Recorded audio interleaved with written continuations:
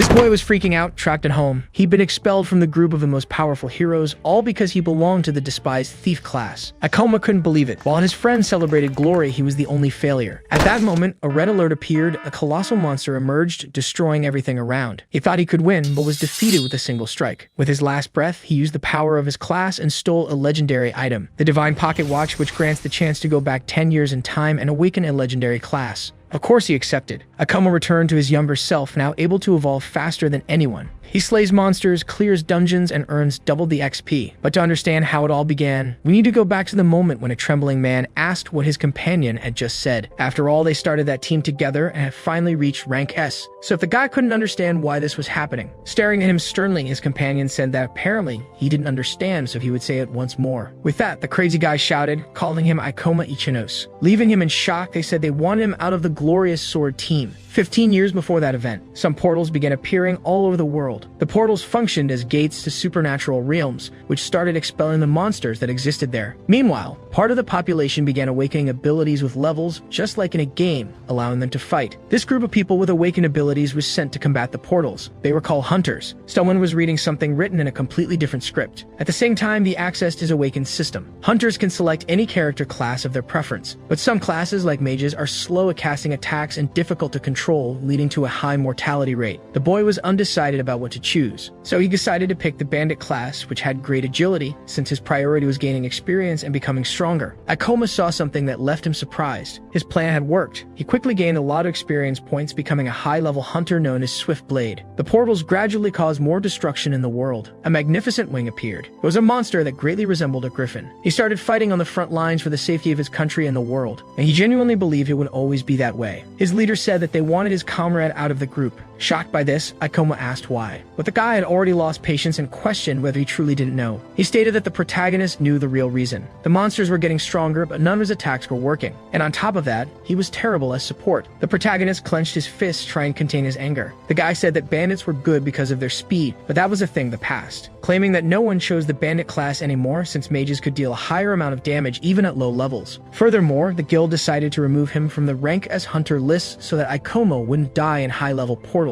The protagonist tried to argue, stating that he understood his flaws. Even so, he had risked his life to contribute to the team. The guy said that besides that, no one could confuse and poison monsters like he did. They stared at each other for a moment, but the leader stated that at least he didn't seem discouraged, asking the protagonist to continue. Ikoma asked what he meant by that. His companion only gave a brief smile. Walking past him, the man said that in any case, he was out of the team. With that, he left while the protagonist remained paralyzed. Ikoma stood still, not understanding what had happened. A little later, in a place where several empty bottles were scattered. A lot of trash and cigarettes were part of that mess. He was completely in tears, sitting on the ground while holding a lighter in one hand. Looking to the side, he noticed something, and he assumed that being a hunter meant everything to him. Even without receiving recognition, he always thought that all his efforts would be valued. He let the ashes fall from his cigarette, stating that this was his reward for all that sacrifice. He also remembered that he was never good enough. That's why he bought supplies with his own money and invested in equipment. Because of that, he didn't have a single cent left. He lost his rank as classification and now couldn't even enter high-level portals. The protagonist saw a notification on his phone saying that the glorious sword team had been successful in their expedition in China. They had managed to clear the Palace of Toddy, a portal that everyone said was impossible to conquer. Everyone was celebrating, extremely happy about it. On the other hand, the protagonist was paralyzed, staring at that news. He observed the chat discussing the event. Some people asked where Ikoma was, while others said that he had been expelled because he was a dead weight. Seeing those comments, the guy became extremely irritated and threw his phone against the wall. He questioned why he had chosen to become a bandit. He acknowledged that if he sold all of his equipment, he would have enough to survive. However, it wasn't that simple. Remembering the times when he was with his team, he began screaming while crying, declaring that he had sacrificed everything for them. Falling to the ground, he realized that he had nothing left. Suddenly, his phone emitted an alert, stating that the protagonist was very surprised. It stated that an S-rank monster had appeared in the Morima district of Tokyo, urging everyone to evacuate to a safe location. This made the guy extremely nervous. After all, the glorious sword team was out of the country, and there were no hunters in that area capable of subduing a monster of such level. He was no different. He couldn't do anything alone either, but his eyes drifted toward his equipment. Still a bit apprehensive, he realized he might be able to try something. A large monster, appearing as if it were wearing armor, soared through the sky. The protagonist was fighting against it while stating that, luckily, he hadn't sold his equipment. That monster was Kronos, the space-time dragon, being far more menacing than he had imagined. Akoma assured himself that, at the very least, this would be a glorious end to his career as a hunter. Even though he was apprehensive, the guy declared that they should begin their final battle. With that, the dragon let out a tremendous roar, causing numerous stone fragments to rise. Dashing forward, the protagonist reminded himself that he was a hunter, and that he needed to buy time so people could evacuate and wait for other S-rank hunters to arrive. Thus, he leaped to attack the monster. Kronos also charged at his enemy, preparing to strike. Shocked, the protagonist noticed how incredibly fast his opponent was. His dagger was split in half. He immediately tried to dodge the attack. With great difficulty, he managed to evade. However, behind him, a massive explosion occurred. He looked on in horror at all that power. The dragon let out another roar while glaring at the powerless man. Akoma realized that if he got any closer, he would die. So he used his double-bladed scythe, Hydra. However, it didn't deal a single point of damage to his opponent. Becoming increasingly nervous, the protagonist realized that the monster was immune to poison. Unexpectedly, Kronos launched another attack with its claws. Thanks to his speed, Akoma managed to dodge, though with some difficulty. He admitted to himself that he couldn't win this way. After all, he would have already died if not for being a bandit-class fighter. Even so, he was cornered, with nowhere to run. This was his only chance. He grabbed a rope with a blade at its tip and began spinning it. Then he launched it at his enemy. It was a klepto claw used to steal items from the target. He hoped the monster had something useful, something that might give him a chance to fight back. His eyes gleamed as those enormous claws came straight for him. The strike was so fast and powerful that it completely destroyed his equipment. Even injured, the protagonist laughed, saying that apparently this was it. Lying amidst the rubble, covered in blood, he wondered if this was truly his end. His vision blurred with pain. He could barely see anything. And after a life spent saving so many others, this was how it would all end for him. He wished he had a chance to start over. He noticed something in his hand and questioned what it was, realizing that the klepto claw had stolen something. It had obtained an epic item, the divine pocket watch, which granted a one-time opportunity to go back 10 years into the past. He was stunned, wondering if he could really return to 10 years ago. Still writhing in pain, the protagonist questioned whether it would actually work. Noticing that the dragon was coming at him again, Akoma remained hopeless as he saw the attack approaching, declaring that this was not the time to be thinking about that. Using the last of his strength, he gripped the watch tightly and shouted, saying he wanted to go back to the past. The monster's massive claw was extremely close to his body. One of its talons finally pierced through his chest, and he felt his consciousness fading away. Suddenly, he heard loud noises and wondered what was happening. Opening his eyes, the protagonist realized he was lying on the ground beside his bed. In his hand was an alarm clock, showing that the year was 2030, on a Friday at 8 o'clock a.m. Feeling a bit anxious, Akoma complained, wondering if he was dreaming. Then he opened the curtains of his window. The former S-rank hunter was stunned by what he saw. Looking at his phone, he realized that it was displaying a calendar from 10 years ago, and he remembered the divine watch. Thus, he quickly opened his status window. Shocked, he saw that his class had not yet been defined, meaning he had truly returned to the past. The protagonist gave a faint smile, realizing he now had the chance to do things differently. With that in mind, he declared that he would become the strongest hunter of all time.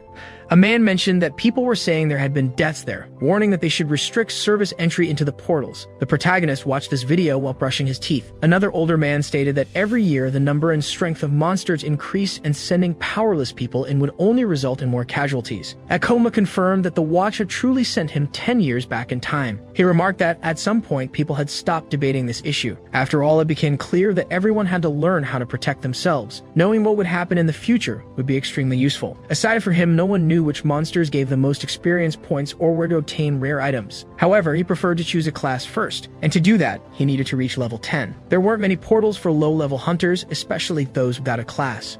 So the guild regulated all portals that were still restricted. He was inside a goblin den, an F-rank portal, stating that he would be able to reach level 6 after killing the last monster. A man was fighting some of the goblins nearby. The older man chuckled, saying he had arrived just in time and asking if the protagonist was okay. But mentally, Akoma questioned who that guy was. The man told him that the kid wouldn't have been able to clear that portal alone, explaining that goblins were weak but could be dangerous when they teamed up. With a smile, he introduced himself as Kenji, a level 16 hunter who wielded an excellent sword and made sure that rookies didn't die. He said people called him the tutorial guy, while mentally, Akoma assumed this guy clearly had nothing better to do. Kenji explained that hunters didn't have an official retirement age, so he figured this was a great way to make money. But the boy was extremely discouraged, wondering how he had ended up in this situation. Suddenly, he shouted in celebration, announcing that he had finally reached level 10. The system notified him that his level had increased and that he had received 2 skill points. The crazy guy started slapping the protagonist on the back, congratulating him for finally reaching level 10, while Aikoma thanked him. Kenji added that if Aikoma kept going like this, he might even become famous. Meanwhile, the boy thought to himself that he could reach S rank. The man said that soon, Aikoma would be able to select his class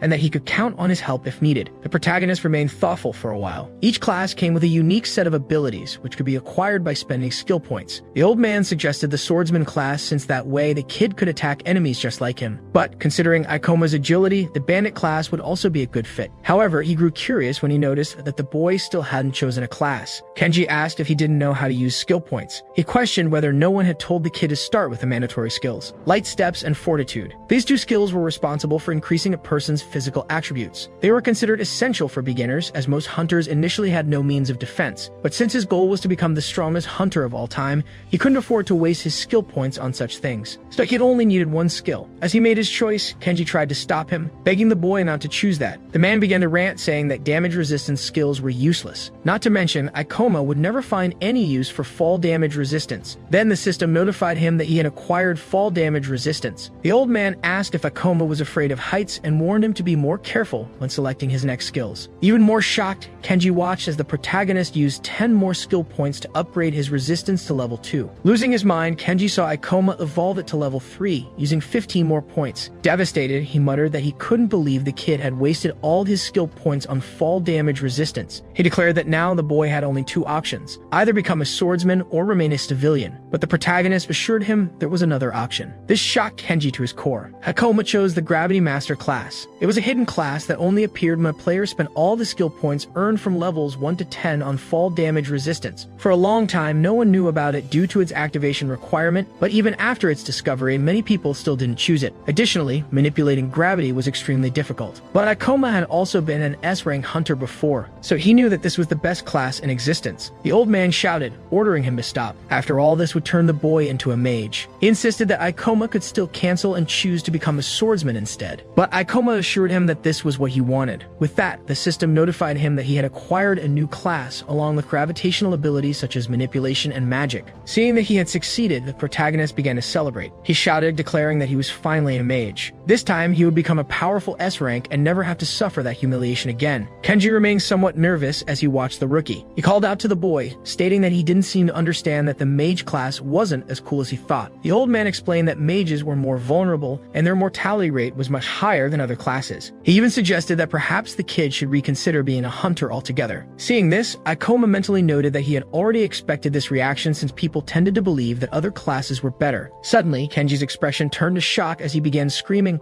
demanding to know what was happening. A red-hooded goblin, level 17, had appeared out of nowhere. Frightened, Kenji admitted that he couldn't believe a high-level monster had just spawned there. The goblin began chasing after one of the female hunters, while Kenji rushed to help her escape. But mentally, he acknowledged that he wasn't skilled enough to fight stronger monsters, which was why he never left that place. The rest of the hunters, there were only level 10 or lower. No one else could stop that monster. Extremely nervous, Kenji suddenly remembered the protagonist. Gripping his sword tightly, he ran forward, declaring that he would handle that goblin. Even Aikoma is surprised to see a red hood there. Mentally, he tells himself that Kenji should be able to handle that monster at his current level. However, the old man was only defending himself while the goblin kept attacking relentlessly. The protagonist notices that apparently he has no experience fighting monsters stronger than himself. The old man starts shouting, asking if there's any level 15 or higher hunter to help. They ask if Kenji isn't level 16, but he says he can't face something higher than his current level. The protagonist assumes that he shouldn't offer to help. After all, the monster is too strong for him to handle. He also notices that he can't even see its movements and he would die instantly if hit, making his situation even worse. Besides not fully understanding his abilities, the Gravity Master has low stats. But then he remembers how the man helped him and worried about his well-being. This makes him realize that it would be horrible to let someone like Kenji die. So he grabs his sword, stating that he has always liked a challenge. He says he will see if he can overcome his class's weakness. Shocked, the old man warns that his level is too low, not to mention that mages are weak against melee attacks, and a monster of that level would easily kill him in the blink of an eye. Ignoring all of that, the protagonist calls out to the Red Hood. The monster, still in a frenzy, looks at him while the boy says he will use it to test his abilities as a Gravity Master.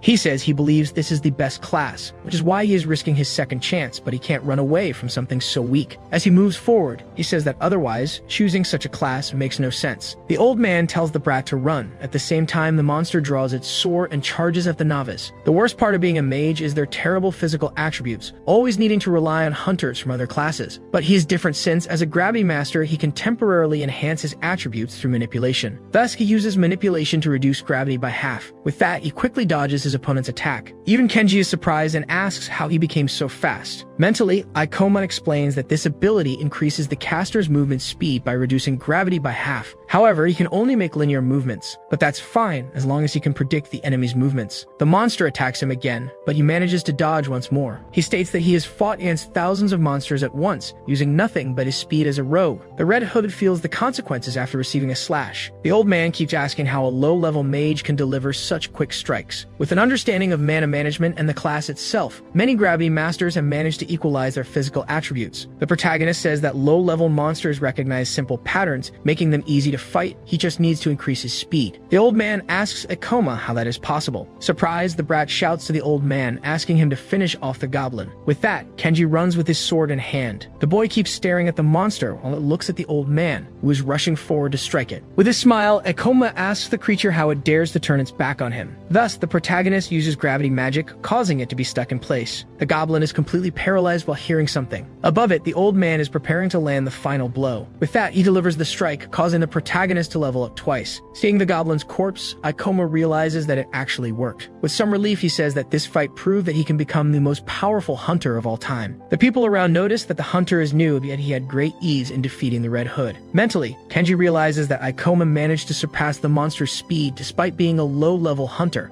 Observing the boy, he is stunned to see that the brat hasn't even realized what he just did. Still a bit shaken, he says that the novice has an above-average talent, wondering who Ikoma really is. Suddenly, the protagonist feels a sharp pain. He leans against a rock really heavily, noticing that he used up all his mana, also realizing that he will have to work a bit more on developing his ability to use skills. On the other hand, the old man seemed genuinely happy to see that he was alive. The man approaches him and thanks him for the help, asking if he would like to be carried on his back. Ikoma says that it's quite embarrassing, but he will have to accept it. There were many people inside the portal, but only the protagonist, who had become a hunter just a few days ago, stepped up to help. Mentally, the old man continues to thank him, stating that he helped him find the courage he needed. He had let fear control him, which is why he only hunted monsters below his level. But now it's time to stop being the tutorial guy. Thus, he decides to walk as a victor. Meanwhile, Kenji says it was an honor to witness the birth of that hero, thanking the protagonist once again. That portal proved what he could do as a gravity master. Now his goal is to level up. However, fighting alone would be inefficient, not to mention the risks involved, making it necessary to have someone he can rely on. An attendant says she has never heard of a class related to gravity. She asks if the boy can really be a hunter with such low stats. But Ikoma changes the subject and asks if there is anyone looking for members to form a team. The woman says yes and informs him that there is a team that accepts anyone, regardless of class or level. The boy asks if she could introduce him to this person. A bit nervous, she says that since his class is mage and his attributes are also very low, he might be rejected. He replies that many rare classes are difficult to manage, so he expected people to have trouble accepting him. The protagonist asks her for their contacts so he can try to solve this problem.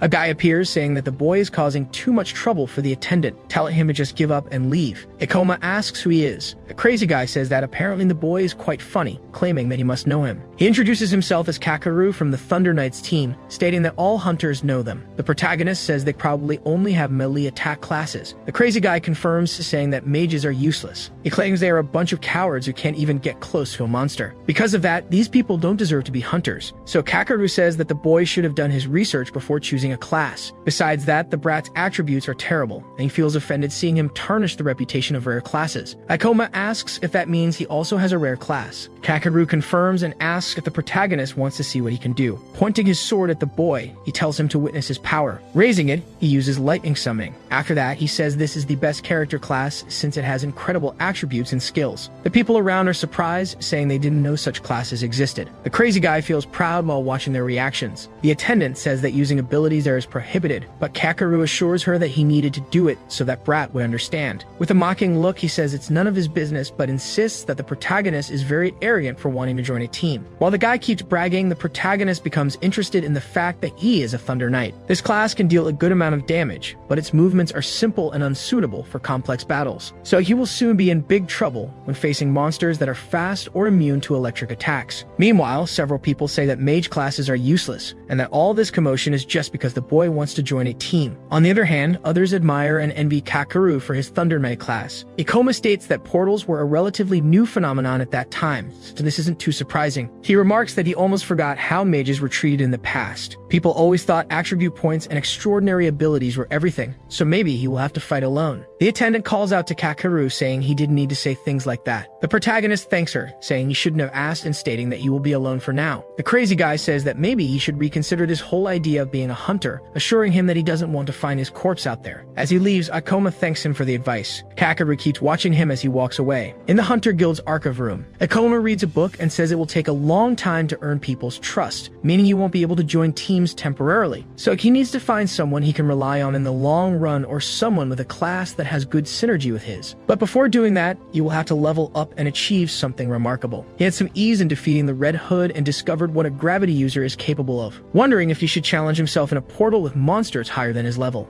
He looks for an ideal one, noticing that the level 25 statue temple seems like a great choice. Controlled portals are managed by the Hunter Guild and remain open so hunters can gain experience. The strongest monster in that portal is the Stone Knight, making it the perfect place for low-level hunters to earn money. And once he manages to hunt the monster there, some teams might consider accepting him. People can enter these portals even if their level is lower, and he can gain experience by hunting monsters near the entrance. Closing the book, Ikoma states that he can do this. So he decides he will level up in the statue temple and start looking for team members. Inside a dungeon, a person was running down a flight of stairs. Injured, he declares that this is ridiculous, since it makes no sense at all. Suddenly, he trips over something. The boy falls to the ground, screaming as he looks in fear at something. With that, a huge impact occurs.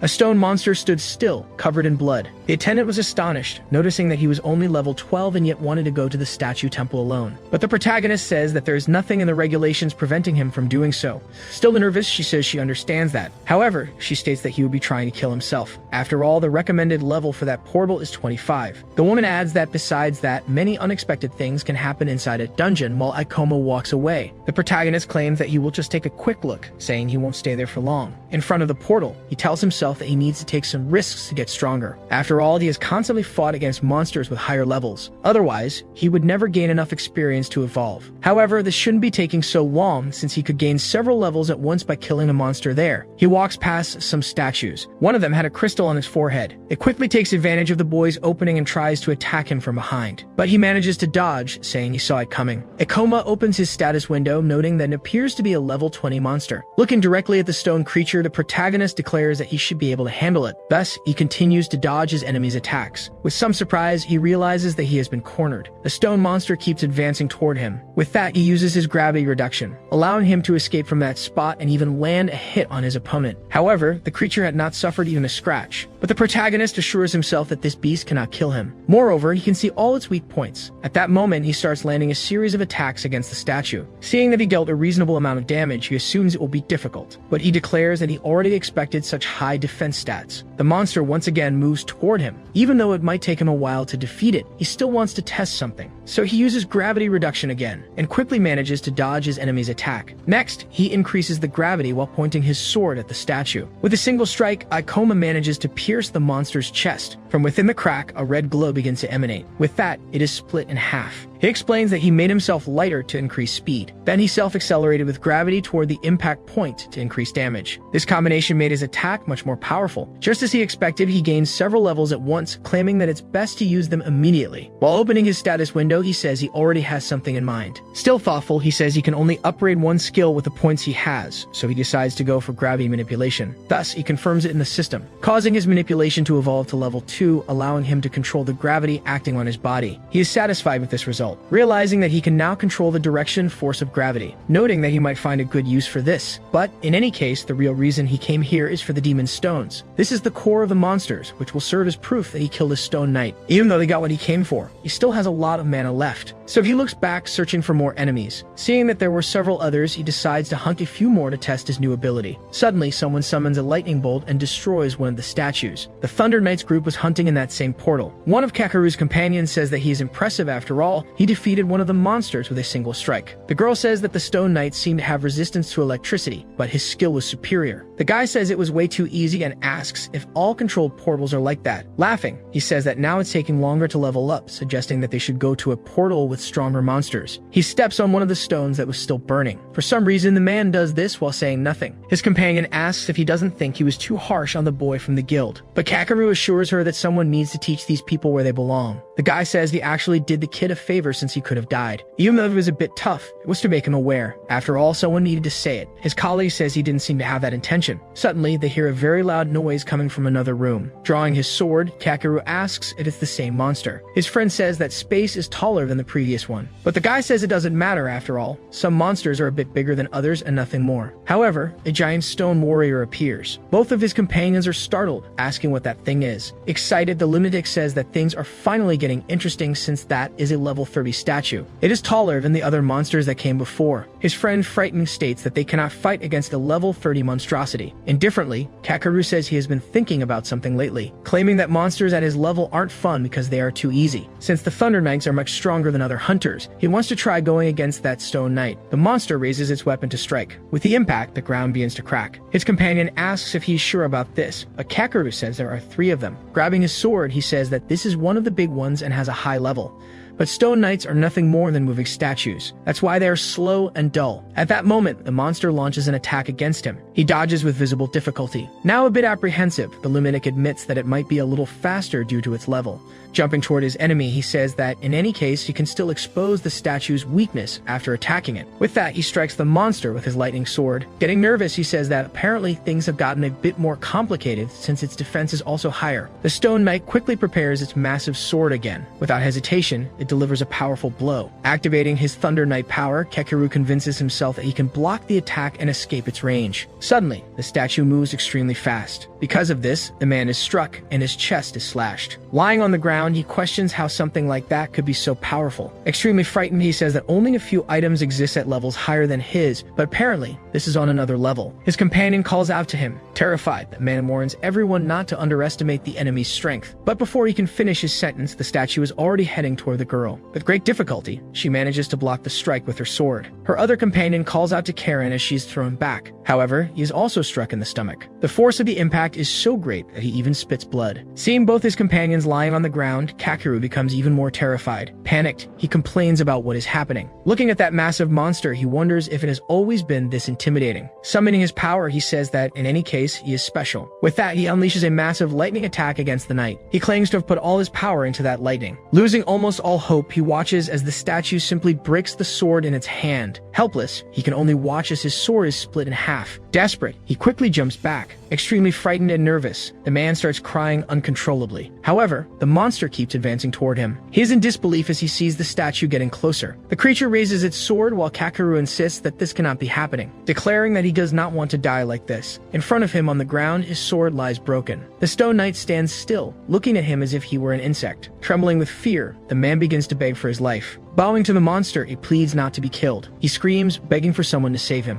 Suddenly, a leg wrapped in purple magic appears. The monster raises its massive stone blade. On the other hand, the protagonist uses gravitational reduction. Because of this, the statue is momentarily paralyzed. Noticing this, it looks around, searching for the source of the attack. The monster sees a purple light coming from its rib. Landing a bit further away, it's a coma. He assumes that he knew that wouldn't work. Surprised, Kakeru asks if he is the rookie from the guild who chose the mage class, but the boy remains silent. Irritated, the man demands to know what he is doing, stating that there is no way he can defeat that monster. The protagonist has already reached level 16 and acknowledges that the hunter is right. He assures himself that this will not be easy, since it is a level 30 Stone Knight. That creature probably reached such a level by consuming weaker hunters and monsters until it became an irregular specimen. Even so, he has to admit that the monster is enormous, declaring that he only wanted to take a light stroll around there, looking for a monster to kill before leaving. However, he never imagined he would encounter something so big. Still on the ground, the man tells him to stop admiring the knight and just run, claiming that it defeated them before they could even attack it, with both of his companions lying on the ground. Ignoring him, the protagonist activates gravitational reduction. The monster, like him, also prepares to unleash a powerful attack. However, he manages to dodge thanks to his speed. Quickly, the statue shifts its movement and tries to strike him another way. As soon as he lands on the ground again, Ikoma immediately jumps. Because of this, he manages to position himself above the monster while evading the attack, and he lands his sword on the knight's head. Still on the ground, Kakeru mentally admits that he cannot believe this. After all, how could a low-level rookie mage do that, fighting almost on equal footing with such a monster? In his mind, the protagonist realizes that the monster is not that fast despite being high-level, so he can easily surpass it. But his biggest problem is that he has no skill powerful enough to defeat it. The Stone Knight is a monster with high defense, so his attack would hardly work against it, not to mention the huge level difference. Additionally, he will soon run out of mana if he continues using manipulation, which means he doesn't have much time. Suddenly, the statue prepares to strike again. While dodging, Ikoma admits that this is a bit reckless, but in any case, he has to try. The monster swung its sword as Ikoma dodged. Kakeru stated that he knew it was unlikely, but he had hoped that the guy would be able to do it. However, his attack also didn't work. His gravity reduction ability consumed a lot of mana, but he couldn't fight powerful monsters without using it. He realized he couldn't drag this on much longer, so he decided to resolve the battle once and for all. Another big slash aimed at him. The boy dodged again. He used his ability to jump a second time. The protagonist spun in the air to gain more force. Suddenly, he used the gravity of his body to pin the enemy's sword to the ground. The monster tried to punch him. Ikoma jumped again, evading another blow. He landed on top of his opponent's head. Surprised, Kakeru asked how he was able to move like that and if it was because of his class. The protagonist jumped onto the monster's head once more. He mentally confessed that he wished he could save his manipulation level 2 ability, but he didn't have many options, so he activated reverse gravity. With that, the boy was upside down, supporting his feet on the ceiling. Noticing that he could apparently use this ability on himself while his enemies searched for him, he was surprised, thinking it was quite interesting. The protagonist prepared, stating that he should be able to deal the necessary damage from that height. Determined to deal with it, he used the gravity increase. Preparing his sword, Ikoma said that this would increase his weight. Combining this with the acceleration of the fall, he would deal more damage. He shouted, claiming that it was too late and that the monster couldn't stop him. Piercing through it, the protagonist used the meteor fall to end the battle. The giant monster was split in half and began to disintegrate. As the fragments of his body fell, he was notified that he had gained 524 experience points. He leveled up from level 16 to 23 with an additional 14 skill points. Satisfied, he saw that his plan had worked. After all, he killed a monster that was almost twice his level, which is why he gained so many levels at once. After his victory, Ikoma celebrated. He knelt down after increasing his fall damage resistance to level 3. Mentally, he admitted that the impact of the fall was quite severe, but he was happy to have gained resistance ahead of time. On the other hand, Kakeru was stunned, admitting that it was amazing. After all, his lightning attack didn't work on that monster due to its resistance, but still a mage had managed to defeat it. A bit embarrassed, he asked why the protagonist had helped him, considering that he had treated him so badly at the guild. However, the guy quickly became scared, assuming that maybe Ikoma was there for revenge. Making him even more nervous, the boy called out to him. He asked if Kakeru could get up on his own and if he was okay. The boy was surprised by this unexpected reaction. He started laughing, realizing that it wasn't what he had imagined. Extending his hand in return, the guy thanked him for saving him. After some time at the Hunter's Guild, the receptionist was extremely startled, asking what he was talking about, asking if a level 30 Stone Knight had appeared. Even more shocked, she asked if the protagonist had really defeated it. He simply confirmed without giving too many details. She stated that it was impossible since he had just started and was alone. Picking up the demon stone from the monster, he asked if that was enough proof. The receptionist said that a core that size could only be from a level 30 monster or higher, and even though it was hard to believe, she would register it. She asked if the boy wanted to exchange the stone for money, noting that it should be worth around 200,000 yen. But the protagonist said that at least for now he didn't. After all, he needed it to prove his abilities. Suddenly, someone called out to him. It was Kakeru, who said he had been looking for him since he wanted to thank him once again. He said that he also had a big offer for him. Opening his arms, the guy asked if he wouldn't like to join the Thunder Knights. All the hunters around were surprised by the fact that the rising team was inviting someone. Seeing the core in his hand, people started talking about how Ikoma must be incredible. With a smile, the guy said that it was his lucky day, assuring that it was rare for him to be receiving such a favor. The protagonist was a little embarrassed, while the boy asked him not to be shy. But Ikoma said that, unfortunately, he would have to decline the offer. Kakeru was surprised by this, asking why he had declined. Incredulously, he asked if the boy wasn't looking for a team. The protagonist said that he was, but informed that he had changed his mind. With that, he turned his back and started to walk away, leaving the guy in shock. Mentally, Ikoma assumed that if he could continue leveling up like he was, it was certain that he would achieve what he wanted. Soon, a portal called the Theater of Maniacal Dreams would appear, and inside it, there was a unique and incredible item. Therefore, thanks to the memories of his past life, he would be the first to clear the gate. Someone placed some stones on the table, saying they would like to exchange them for money. People around grew nervous. The receptionist asked how he managed to kill so many monsters every time, stating that she thought he worked alone. The protagonist ignored her and said there was one more thing. He requested promotion to rank D. A rank F hunter is promoted to rank E once they choose a class, and only rank D hunters or higher go to portal disasters. The receptionist informed him that he could only request a promotion once he reached level 25. Showing his status window, Ikoma said that in that case, it was no problem as he was already at level 26. The woman was extremely surprised by this. After all, he was a mage who worked alone and had already reached such a level. She asked how someone could gain so many levels in such a short period, declaring that it seemed suspicious. The receptionist then asked if gravity masters were really that strong. After some time, Ikoma said he had finally been promoted. Now he had more than just an amazing class, along with his 10 years of knowledge and experiences as a rank S hunter. Leveling up too quickly could attract attention he didn't want, but still he needed to hurry to get there on time. Many portals become available once a hunter is promoted to rank D, also making it easier to join teams. The most important part was that this would allow him to enter the portal where that great unique weapon would appear. The hunter who got such a weapon in his past life became a serial killer, probably because he obtained such powerful strength all at once. But this time he wouldn't let that fall into his hands, and for that he needed someone to help him clear the portal. He began observing around him, stating that there was no need for a large team as that could be problematic at a certain level.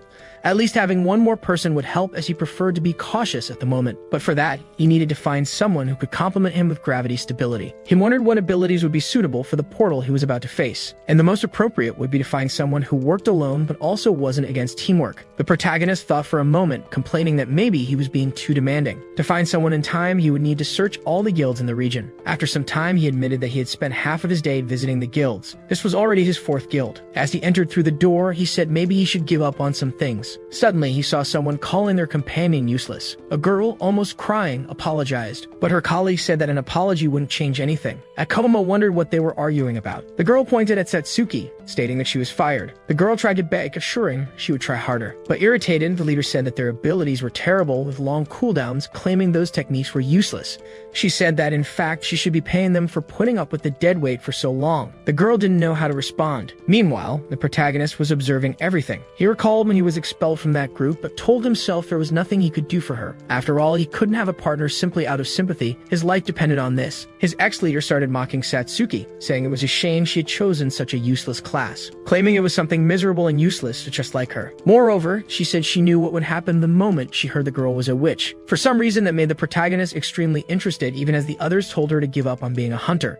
Sorcery and gravity complement each other. She could deal a lot of damage against the boss in the portal theater. That's why he was a bit uncertain if he should recruit her or not. However, the girl asked what he was looking at. The protagonist introduced himself, saying he was a rank D hunter looking for a team to join. She quickly became interested when she saw he had a rank D hunter license. The girl tried to seduce him, informing him that she had just opened a spot in her group and asked if he would like to fill it. Excitedly, he called out to Satsuki, asking if she wanted to be part of his group. The girl didn't quite understand what was going on, while her ex-colleague stood there, utterly confused. Mentally, Ikoma noted that he couldn't miss this opportunity, as she was a witch, or rather, the person he had been looking for. But the other woman asked him not to waste time with that girl and urged him to join her group instead. A bit embarrassed, Satsuki thanked the offer, but said that he was a rank D hunter and she wasn't even level 20 yet. Taking her by the hand, Ikoma assured her it wouldn't take long for the girl to level up, stating that he needed her help. She said her class was useless, and that she didn't want to drag him down. Despite that, Ikoma said again that he could help her. The girl said she didn't have confidence in herself and that maybe it would be better for her to give up for real, but he said he wouldn't ask for much, begging her for a chance, assuring her that he could help her gain the confidence she needed. Bowing, Satsuki said that if he really wanted, she would love to join his group. However, her ex-colleague said she didn't believe that he had chosen such a useless person for his group, claiming that he would regret it. The boy thanked her for the advice but said he had something else to add. As he passed by her, the protagonist stated that he knew more about classes than anyone else. Right behind him was his new partner. Oish could cover the weak points of a gravity master, and the best part was that this class could do amazing things in the theater, and that was as good as his own weapons. Some time had passed, and they were now in another location. The protagonist thanked her for coming along with him. The girl said that witches weren't that useful, but the protagonist replied that he was also from a mage class, stating that she might think she's useless now, but that would change in a few years. Now she asked if he truly believed that, to which Ikoma confirmed. It would be better, right? For now, they needed to talk about a portal. Determined, the girl assured that she was certain, but making her nervous, he explained that it wasn't a controlled portal. Ikoma said they had entered a portal that hadn't appeared yet, with a recommended level of 30 or higher. Startled, the girl exclaimed that the recommended level was too high, and on top of that, it was an uncharted portal.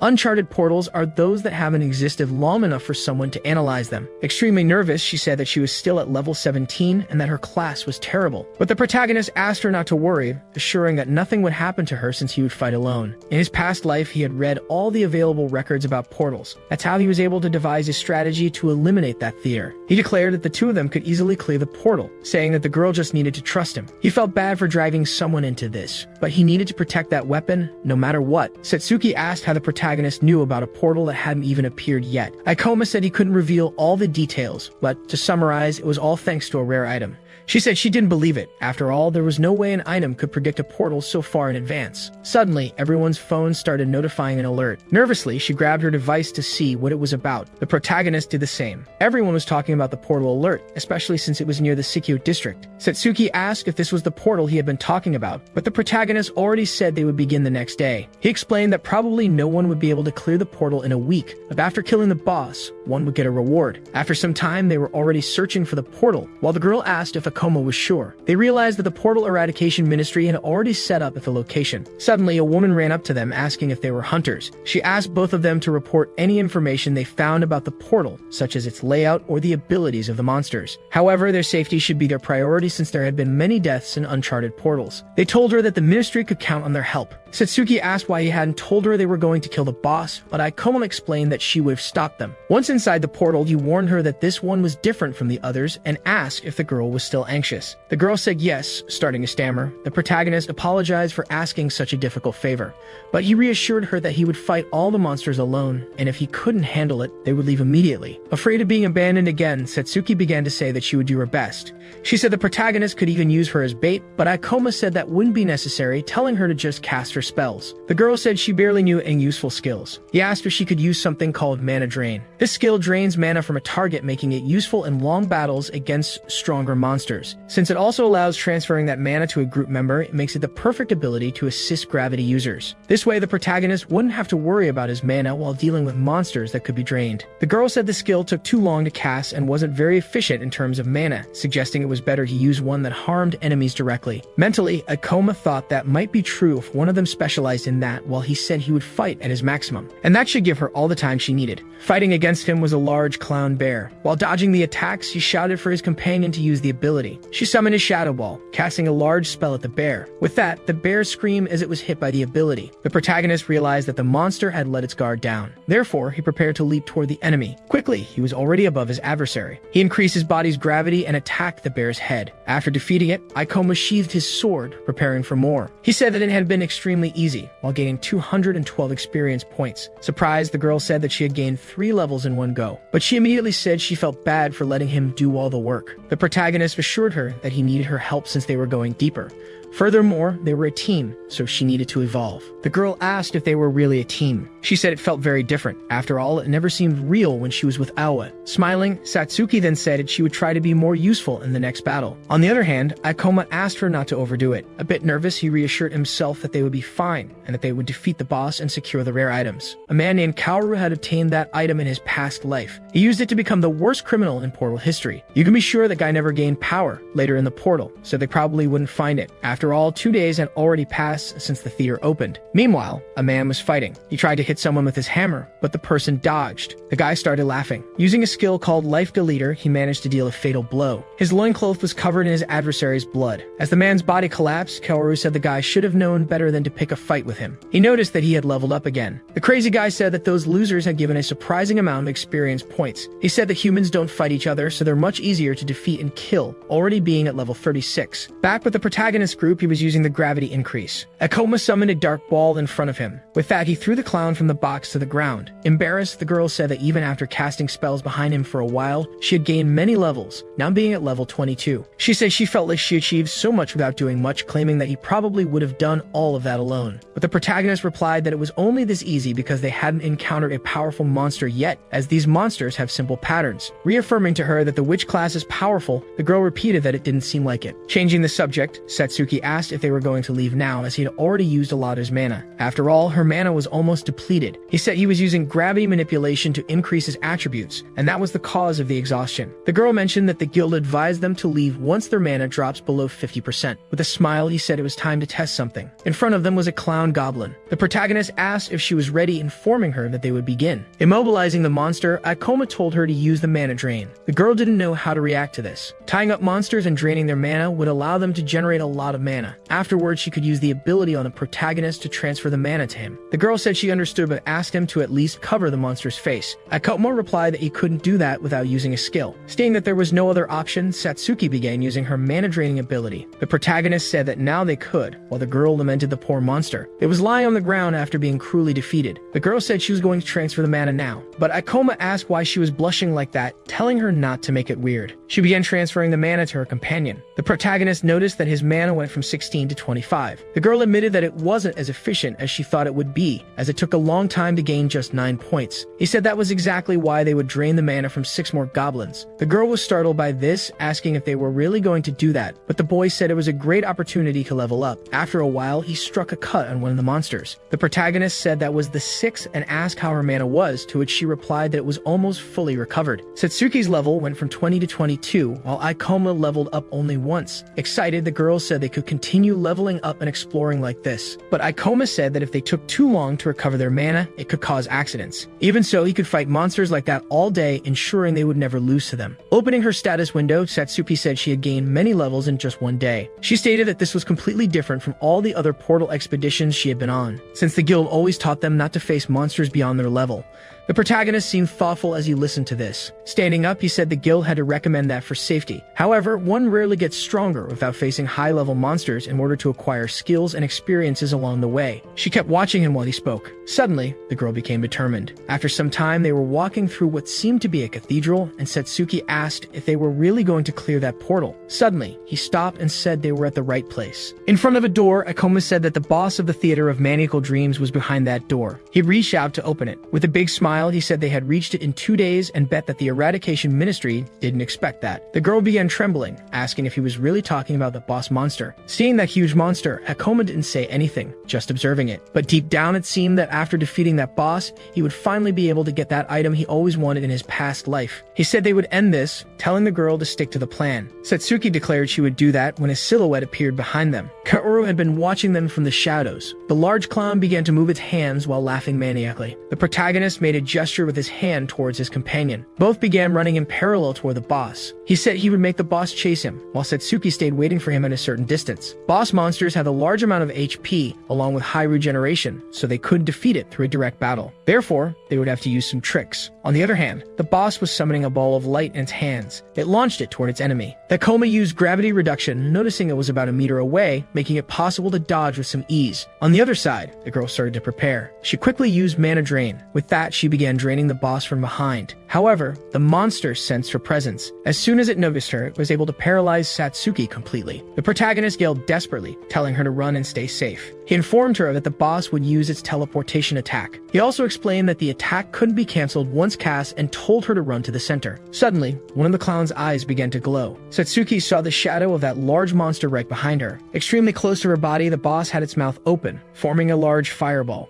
Quickly, it launched the attack at the girl. However, the protagonist rushed toward it, saying he was still there. The monster continued laughing maniacally. On the other hand, Akoma managed to cancel out the fire attack. As she saw that, Satsuki assumed that attack was extremely fast. The protagonist said it was better for him to get away for now, jumping back onto the clown's back. The boss's eye glowed once again, and it turned towards its opponent. It used its teleportation ability to appear right in front of the boy. Anxious, Akoma realized it had used the same ability twice in a row. Meanwhile, the giant clown was was about to attack him. Worried, the girl screamed for her companion. Surprisingly, he used gravitational reversal. With that, a huge explosion occurred. The monster kept laughing, not quite understanding what had just happened. To its surprise, the protagonist was hanging upside down. However, the boss's eye glowed for a third time. Akoma said that it wasn't as easy as he imagined, but it was still all going according to plan. The girl recalled when she asked if they weren't really going to attack the boss monster. But the protagonist explained that the boss casts magical spells extremely quickly, and if they approach it slowly, they would be incinerated. However, if they attack from a distance, it will use its teleportation to quickly reach them within attack range. But this monster had a critical flaw. Back to the present, Satsuki used her mana draining ability again. The clown looked toward her. It widened its eyes, seeing an opportunity. Frightened, the girl said she was too close and that Akoma wouldn't be able to protect her. Mentally, the protagonist said it was already time. The boss extended its palm, summoning an attack. The girl simply closed her eyes, not knowing what to do. However, the monster couldn't cast the magic. Smiling, the protagonist said the boss was out of mana. Its fire attack and teleportation move required a lot of mana, and on top of that, the clown couldn't attack without its abilities. The monster simply started running. However, Akoma prepared to jump. He leaped toward the enemy. Using meteor fall, he landed directly on the boss's head. The protagonist warned that it couldn't escape his grasp. After all, it needed abilities just to move. Satsuki used her magic again, launching a ball of darkness at the boss. The monster began screaming in pain. With that, the protagonist increased the gravity and fell on top of it using his abilities. The portal boss had finally been defeated, generating 1043 experience points and also causing Akoma to level up to level 30. His companion was extremely happy that they had defeated the boss, asking what they would do next. Akoma said the gate would close soon, so they needed to leave before that. Satsuki asked what would happen if they got trapped. The protagonist told her not to rush as the gate would remain open for at least half the day, and they hadn't encountered any other monsters. Blushing, the girl said she hadn't known that. Suddenly, the clown's body began to glow. Confused, Satsuki asked what was happening, while the boy said that he had finally succeeded. In front of him was the reward for defeating the boss, the clown's blade. The protagonist said that the blade was perfect for a gravity master, and it could even be considered a hack. Hopath gave a slight smile, seeing that it would be easier than he had imagined. The girl asks if this is the equipment he was looking for. The blade increases attack by 11 points, along with a reduction in skill activation and mana consumption. Satsuki says that sometimes the weapon's stats seem average, but the protagonist repeats that in reality, it is incredible. He explains that the stats and damage are just a bonus. What really matters to him is the effect of the item. Since it can increase the overall power of classes that heavily depend on skills, it makes the item super powerful. The Gravity Master is vulnerable when switching between abilities with a high mana consumption. That's why this weapon can compensate for his weaknesses. The girl is surprised to learn all this. In her past life, the hunter who obtained this sword reached rank of thanks to this item. Moreover, he became a criminal for killing other hunters, so the protagonist is practically avoiding an incident by taking the sword. Meanwhile, Satsuki continues to observe the blade. She ponders the fact that he can compensate for his weaknesses. Suddenly, the girl becomes extremely nervous and asks if this means he no longer needs her. Akoma insists that's not true since the item doesn't prevent him from running out of mana, and asks if she minds continuing to work together with him. Still staring at the blade, the girl says is fine with her. Akoma doesn't fully understand while the girl gets angry, saying that now it's a competition. He says that after gaining a few levels, he needs to spend some skill points. Since he's aiming for the top, he will immerse himself in Gravity Master exclusive skills. Still uncertain, he decides what to choose. After some time, he says that it seems good to him, increasing his gravitational magic level to 2. After upgrading his manipulation to level 3, the protagonist notices that he gained another skill, the Super Gravity Bullet. He acknowledges that he relied on manipulation all this time, but now the item will make it easier to use magic. The protagonist gets excited, saying he wants to test all the skills. Suddenly, someone appears, saying they apparently arrived a little late. Kaoru comments that apparently the boy has already defeated the boss. With a wicked look, the man remarks that Akoma must be quite strong. A bit nervous, the protagonist mentally admits this isn't the best time. He also notices that the guy is using stealth to hide and watch the fight. He's probably gathering information on the monster, assuming that both of them would die. Mentally reaffirming that he's seen many people do this in his past life. He asks who the guy is while observing him more closely. At that moment, he realizes that the man is familiar, noticing that this is Kaoru, who took the blade in his past life, becoming the person who turned hunters into prey. Wondering how that's possible, Akoma remembers that it took longer for the man to arrive at the portal in his past life. Shocked, the protagonist complains about what that psychopath is doing here, but then he understands. The guy must have been hiding in the monster's chamber the whole time so he could steal the drop.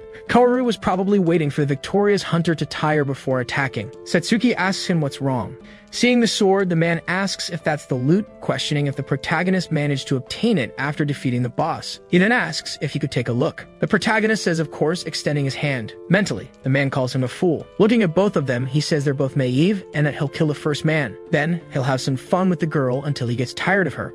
As he approaches them, the psychopath says that they should be more careful. With that, he extends his hand while his eyes glow red. Drawing his dagger, he uses the life eraser skill. However, the protagonist quickly dodges. Kaoru turns around, excited. However, Akoma was already swinging the sword. Even with his speed, the assassin manages to dodge the attack. At that moment, the protagonist realizes that he lost him. He claims he wanted to hit him before he noticed the situation, but unfortunately, the guy is too fast. While his companion looks shocked, he is forced to admit that Kaoru is much stronger than they are. The assassin admits that it's strange, asking the boy how he figured out what was going to happen. After all, he thought he was a fool, but apparently, the brat isn't as bad as he imagined. Satsuki asks the protagonist what's going on, but he tells her that this guy is an assassin who kills hunters. He also says that since he's an assassin, it makes him fast and stealthy. Kaoru asks how he discovered all this in such a short time. Changing his expression, he says that at least this saves him the trouble of explaining things. Telling them to hand over the item, he guarantees he'll spare both of them. The protagonist also changes the way he speaks and says that the worst part of dungeon crimes is that they leave no evidence. That's why he doesn't believe the man intends to let them live. Kaoru stays silent for a moment, but he soon smiles, stating that this is good. After all, the boy is smart and also very brave, even though he's weak. Getting ready, he declares that he wants to see the protagonist coughing up blood as he walks to hell. On the other hand, Akoma shows no hesitation or anything of the sort. A little nervous, the protagonist admits that this is not good, since that is the serial killer who wiped out several hunters, the person who obtained the clown's blade in his past life. He confesses that he didn't consider the possibility that this guy could have been hiding in the portal all along. But when their swords clash, he realized there was no way to defeat that lunatic. The girl calls him by his companion's name. Surprisingly, the protagonist shouts, telling her to stay behind him. Akoma explains that assassins are fast and deal extra critical damage when they ambush someone. That's why the guy will kill her when he gets close enough, since witches are a support class, not a close combat class. For that reason, she shouldn't get any closer, asking the girl to leave everything to him. Mentally, the protagonist acknowledges that it won't be easy fighting that lunatic alone, but he also can't let Satsuki face him. In addition to having the combat advantage, Kaoru has vast experience and abilities in battle. Moreover, and the most important thing, the girl would panic if she saw the evil things he does. With that, he reuses his gravity reduction. Quickly, they clash their weapons. Even holding a unique item, the protagonist trembles. Kaoru says that he's very good with a sword. However, he warns that he has bad news. After all, the boy probably doesn't have experience in killing people. Unbalancing Akoma, the lunatic says that, on the other hand, he has killed dozens of people and would never lose in battle. Mentally, Kaoru confesses that most people panic, but the protagonist prepares to attack again. Dodging the blow, he says that people can't handle the pressure of fighting others, so they tend to make mistakes. But he feels a little apprehensive as another cut comes extremely close to his body. That's when he realizes that this kid is not shocked at all. In fact, he seems to easily respond to his movements.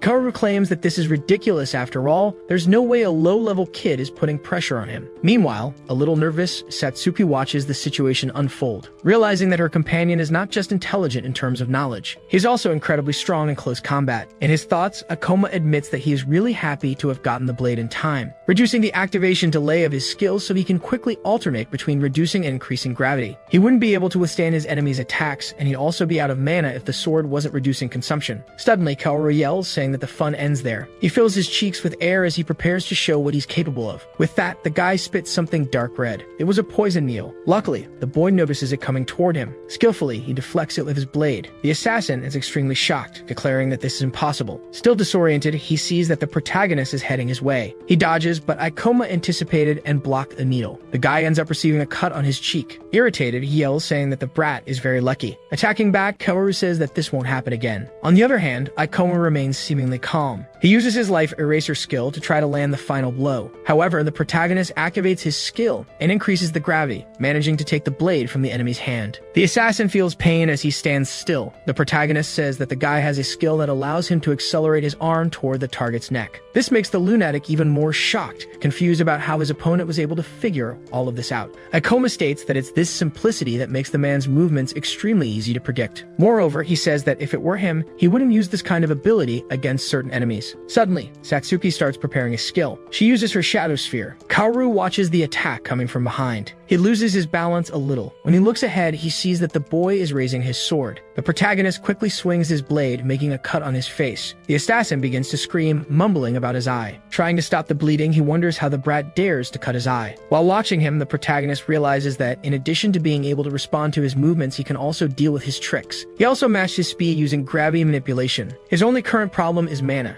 Since he doesn't have much left after fighting the boss, he will soon run out, and when that happens, they'll be completely finished. As he runs toward his enemy, Kaoru promises he will finish the boy off. Grabbing his knife again, the assassin tries to prepare himself while feeling scared, complaining about why it's so hard to deal with that kid. After all, he knows everything from his movements to his tricks. Not to mention, he's so powerful. While seeing Ikoma moving from side to side, he says that this isn't right, noticing that Ikoma is heading toward his blind spot. Trying to dodge the protagonist's strike, he uses shadow steps. Getting more and more exhausted, Ikoma starts to get worried. With that, he launches another cut. Kaoru claims that the boy has the advantage and wonders why there's still so much desperation. But then he begins to laugh, stating that he's glad he let him finish off the boss. He says out loud that the boy is quite strong, adding that he would have become a hero if he managed to leave there alive, stamping his foot on the ground and laughing like a madman. The guy says that, unfortunately, that will never happen, promising that the brat will die right there. Both he and his companion watch this with some apprehension. They continue exchanging blows frantically, but now the protagonist is a little more exhausted. Trying to help, Satsuki summons another shadow sphere. The attack heads toward the assassin, but he uses his shadow steps to dodge. The girl is extremely frightened to see that he managed to dodge all of them. Besides fear, she is caught up in her own thoughts, admitting that she's not being helpful at all. Watching her companion fight frantically against a stronger enemy,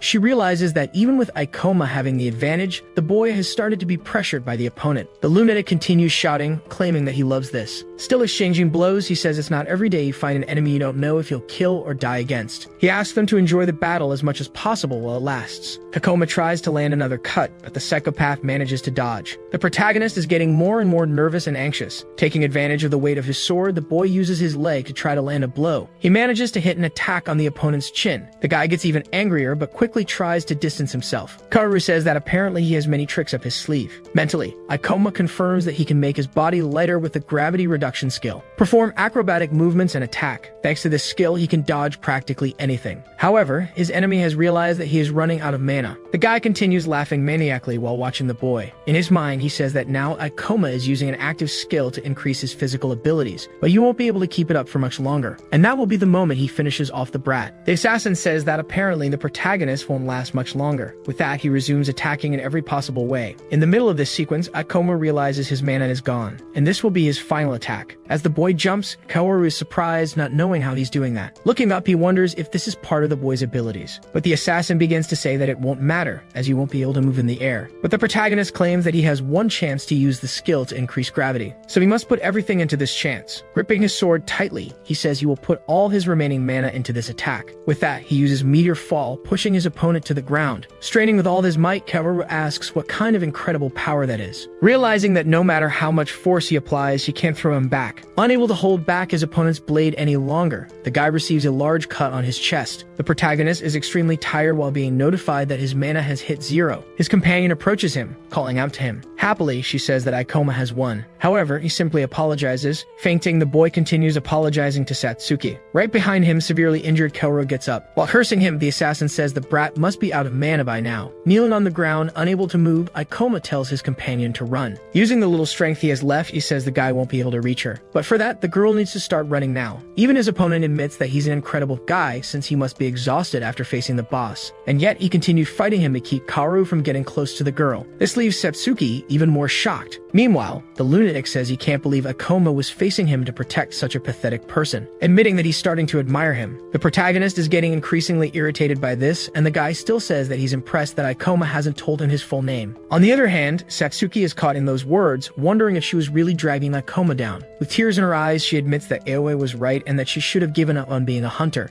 After all, her companion would never have lost to a guy like that. Remembering when he saved her, the girl mentally calls for his help again. Suddenly, something changes in her. The girl has a different expression, and the air around her seems to change. The protagonist states that he would never tell his full name to worms like Kaoru. The guy says that's a shame, claiming he really likes him, declaring that he is the first person he truly admires. That's why he will remember his face. Raising his dagger, he prepares himself. Surprisingly, the girl summons another shadow sphere. Even the assassin feels that this one is different. He starts to dodge, saying she won't hit him with that. But suddenly, he feels pain. Satsuki has struck him with her staff. The guy curses the girl mentally since he's already badly injured. Moreover, she attacked from his blind spot. The girl runs toward her companion, while Aikoma asks what she's doing, reminding her that he told her to run. Using some ability, Satsuki says she will never run again, since he convinced her that she has the power to make things work. With that, she uses mana transfer. Thus, she manages to restore some of his strength. Seeing all that energy, the assassin doesn't fully understand what's happening, but he screams, warning that he will kill her first. Quickly, the guy activates Life Eraser. Aikoma looks directly at him, but she shows no fear, only a certain indifference. The protagonist thanks her for saving both of them. He is now on his feet and has stopped his enemy's attack. Aikoma starts to recover some of his mana. Shocked, Kaoru wonders if his opponent has already recovered enough mana to use that ability again. The guy says that this is beyond the limits, but the protagonist says that from the beginning, they were a team. This was even before he ambushed them. Moreover, he recovered his mana while Kaoru continues severely injured, declaring that now he wants to know who will win that fight. Quickly, he attacks his opponent again.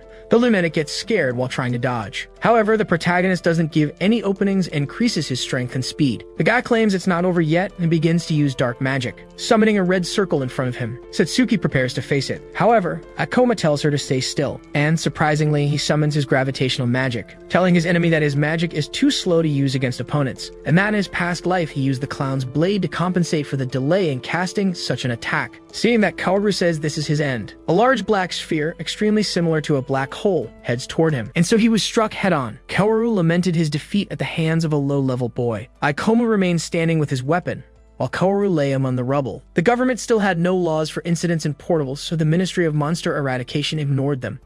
Because of that, an unspoken rule was established not to mention such cases, but since Satsuki was present, Aikoma would have to act properly. He declared that he would keep the man under observation. Then he instructed Satsuki to leave the portal and contact the ministry, and she promptly agreed. Monsters did not appear in already cleared portals, which made it safe to send the girl alone. While Kaoru remained wounded, Aikoma kept a close watch. He was breathing heavily, admitting that he had underestimated the other because of his level.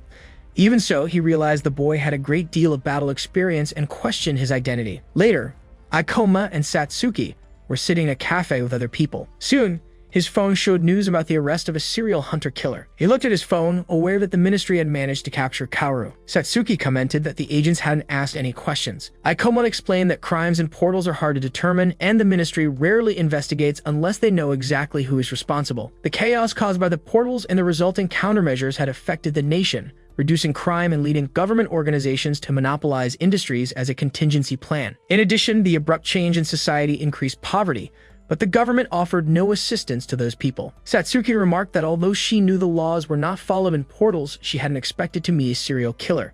He asked if she was scared, warning that she would keep encountering such situations if she continued as a hunter.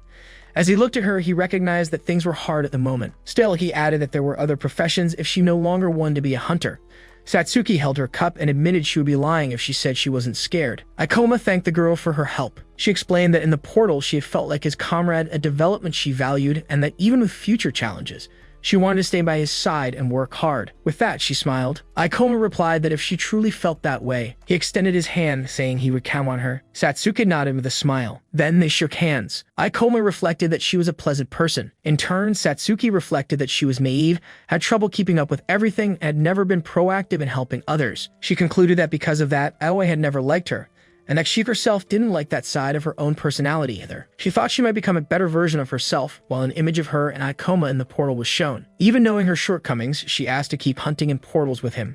Aikoma reacted with a slight smile, thinking she was a very pleasant person. However, he felt uncomfortable with the situation, while Satsuki radiated joy at the table. He noticed she was more talkative than he had imagined. Two people looked in their direction, and one drew the other's attention. The one had held a phone and asked if they were the dude everyone was talking about who had defeated the boss monster in a day and captured the serial killer. With that, Aikoma noticed the place had suddenly become crowded. Soon, Utsunomiya approached and said that the two of them had become quite famous in the guild. While typing on his phone, he informed them that although their names were not yet known, all the videos and blogs were talking about them. The phone screen displayed information and a video about the new hunter, but the complete information did not seem to be available. Even without mentioning names, Utsunomiya explained that everyone there understood the hint and seemed interested in what they had done. Then he pointed at Aikoma and Satsuki, saying he knew they would become famous one day, making them step back slightly. He went on, declaring that he would not leave until they joined him. Suddenly, Aoi appeared and scolded him, announcing her arrival and mentioning the Thunder Knights. Aoi smiled at Satsuki, saying she had been looking for her everywhere.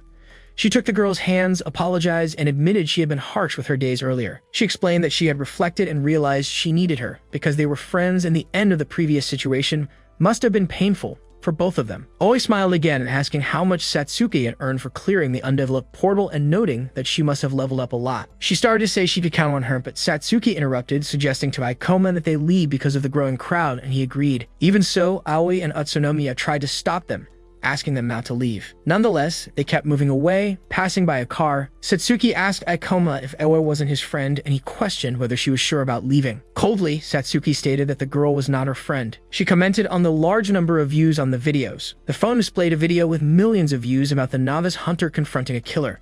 Satsuki explained that people filmed in portals because they liked to watch videos about them. However, Ikoma considered the practice dangerous because the videos focus only on views and profits. She reacted with surprise, asking him if she should unsubscribe from channels she followed. Someone's phone showed that they had reached 1 million views that month. Meanwhile, Hoshina saw the news about a mysterious novice hunter who had defeated a serial killer. She complained that the video had far more views than her latest one, and at night explained that viral videos tend to draw more audience. Hoshina decided that she would create a viral video too, unwilling to believe the attention the hunter had received for clearing the portal. Sitting among the knights, she expressed her dislike for the hunter. The scene shifts to Ikoma and Satsuki, sitting at a table in an indoor setting. She asks if the weapon he is referring to is for her. Ikoma confirms, explaining that it is more effective to face powerful monsters in order to evolve, rather than many weak ones as illustrated. Thus, he stresses the importance of having a good weapon, especially an expensive one to increase damage, since enchanters have low attack stats. Next, he suggests that they look for portals where they can earn money. Satsuki tries to refuse, saying that he doesn't need to work so hard for a weapon for her, and apologizes. However, Ikoma reassures her, saying there is no need to apologize as a good weapon for his partner will benefit him as well. Hearing the word partner, she reacts with surprise and delight. Soon, she expresses her excitement, confirming that they are partners, while he reflects on her naivety and on not wanting her to be manipulated. Satsuki asks where they can find such a portal, and Ikoma points to the tablet in front of him. He reveals that he already has a portal in mind, showing her something on the tablet. The portal he has in mind is the tomb of the ancient king, described as a new and undeveloped place with a high chance of rewards. While working at the computer, it is revealed that special locations are rare portals, and no one knows that the tomb of the ancient king is one of them. Ikoma reveals that he has this knowledge because he studied all the information about portals in his previous life. It is said that selling the items found there is lucrative, and he wants to trade them for money. In addition, it is possible to find rare items in portals like this one, illustrated by a detailed weapon. He comments that there won't be much competition there, so they can take their time and grab everything they find. Satsuki notices that Ikoma is laughing in a peculiar way. Next, they approach the entrance of the tomb of the ancient king. As they walk through the mist, Satsuki turns back anxiously while he moves forward. Suddenly, a level 29 skeleton soldier appears. Ikoma invokes his power to reduce the enemy's gravity. He then attacks the skeleton with his sword. He moves swiftly, and Satsuki watches the scene. She thinks that Ikoma looks very skilled in battle.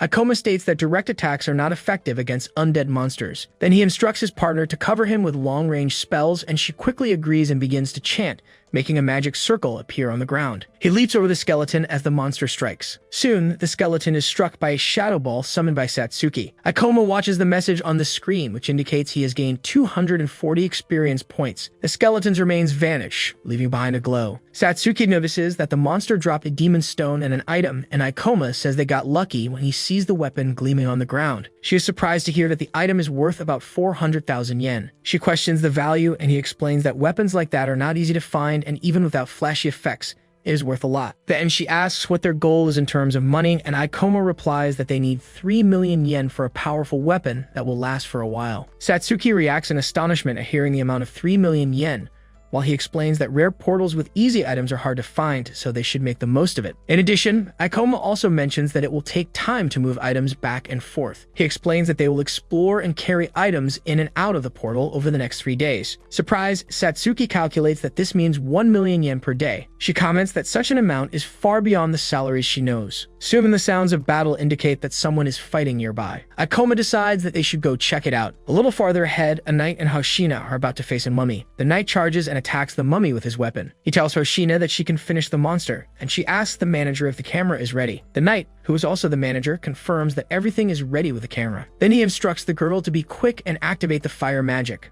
Hoshina gets ready, wielding her weapon with a fiery aura around it, while the camera films her. Soon, she leaps toward the mummy and strikes the monster with her flaming weapon. Thus, Hoshina finishes off the enemy, which falls to the ground. She presents herself with a smile to the camera. She announces that she decided to try an undeveloped portal that day. Hoshina claims to have killed the monster with a single blow of her sword, concluding that clearing the portal might be easier than she thought. Ikoma and Satsuki, watching the scene, realize that she is a portal streamer. Satsuki reveals that she knows Hoshina and has seen her channel a few times. Ikoma watches with a look of disapproval. She remembers that he doesn't think Hoshina's behavior is a good idea, since she only talks about views and profits, questioning whether she realizes how dangerous portals are. Satsuki remembers that Ikoma does not like portal streamers. Hoshina notices something and asks in confusion. She complains to Ikoma and Satsuki, who are at the top of the stairs, visible in the recording.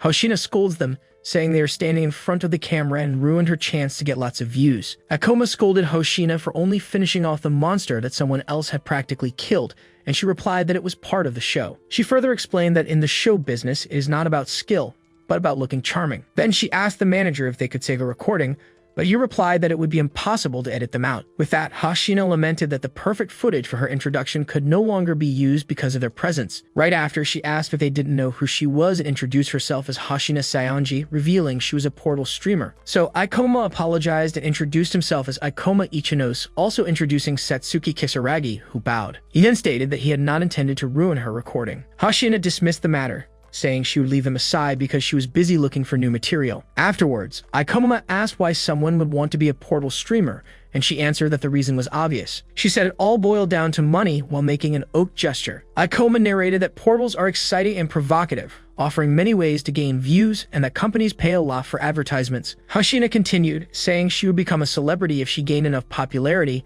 but he warned her that being a decent hunter was not easy, and that she should stop before she got hurt. She then raised her voice, questioning what he had just said. Ikoma warned that portals of that level were dangerous, suggesting she take her celebrity games elsewhere.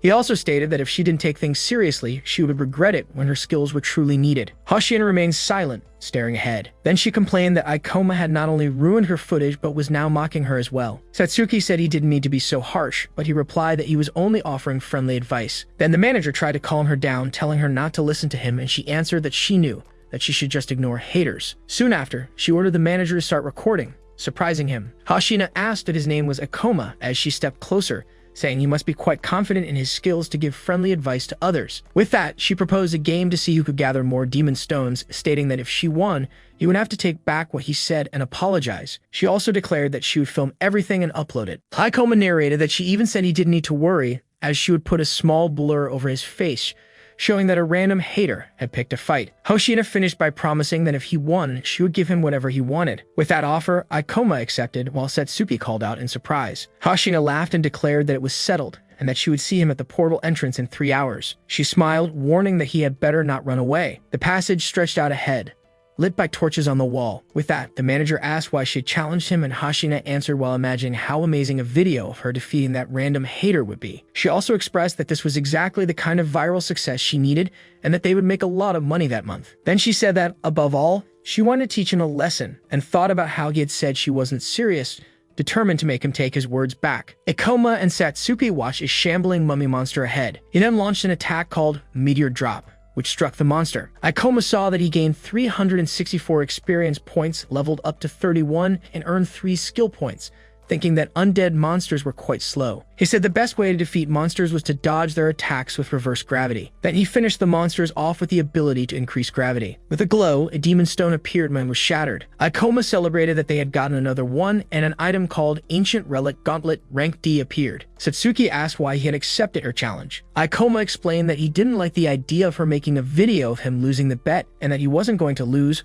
hoping she would stop filming in portals if she lost by a large margin. He also remarked that this wasn't the real problem, and that it would be difficult to transport all the items if they kept finding so much loot. Thus, the two advanced toward a bright light ahead. They came across a large statue of a sphinx, and Ikoma asked if they had reached a dead end. The sphinx statue seemed to come to life as its eyes lit up with an intense glow. Satsuki looked at the statue in surprise. Suddenly, the exit was sealed, leaving no way out. Ikoma declared that they had triggered a trap. He said that portals contain various traps and creatures around them, where most tend to be quite simple, but sometimes they grant valuable items, especially since they were in a rare portal. The creature of the glowing eyes demands answers to prove the knowledge of those present, declaring that it will continue questioning until they can no longer respond. It then warns that it will take the lives of those who fail to answer at least 3 questions correctly. Soon, Satsuki asks if that creature is a monster. Ikoma observes that a battle may begin if they fail the creature's requirements and warns them to be prepared. She is surprised, but he assures her they need not worry because he is confident in his knowledge. As the creature prepares itself, its eyes shine as it announces the first question. It asks how many experience points are needed to level up from 1 to 10. Ikoma immediately provides the correct answer, surprising Satsuki beside him. The creature confirms the answer and Ikoma realizes he needs only 2 more correct, glad he had gathered information in his past life. Next comes its 19th question about a monster with 3 heads and 4 legs, and Ikoma promptly answers, the frightening doll. Sitting beside Satsuki, he asks the creature if it truly intends to keep questioning, reminding it that it had said it would not stop until he could no longer answer.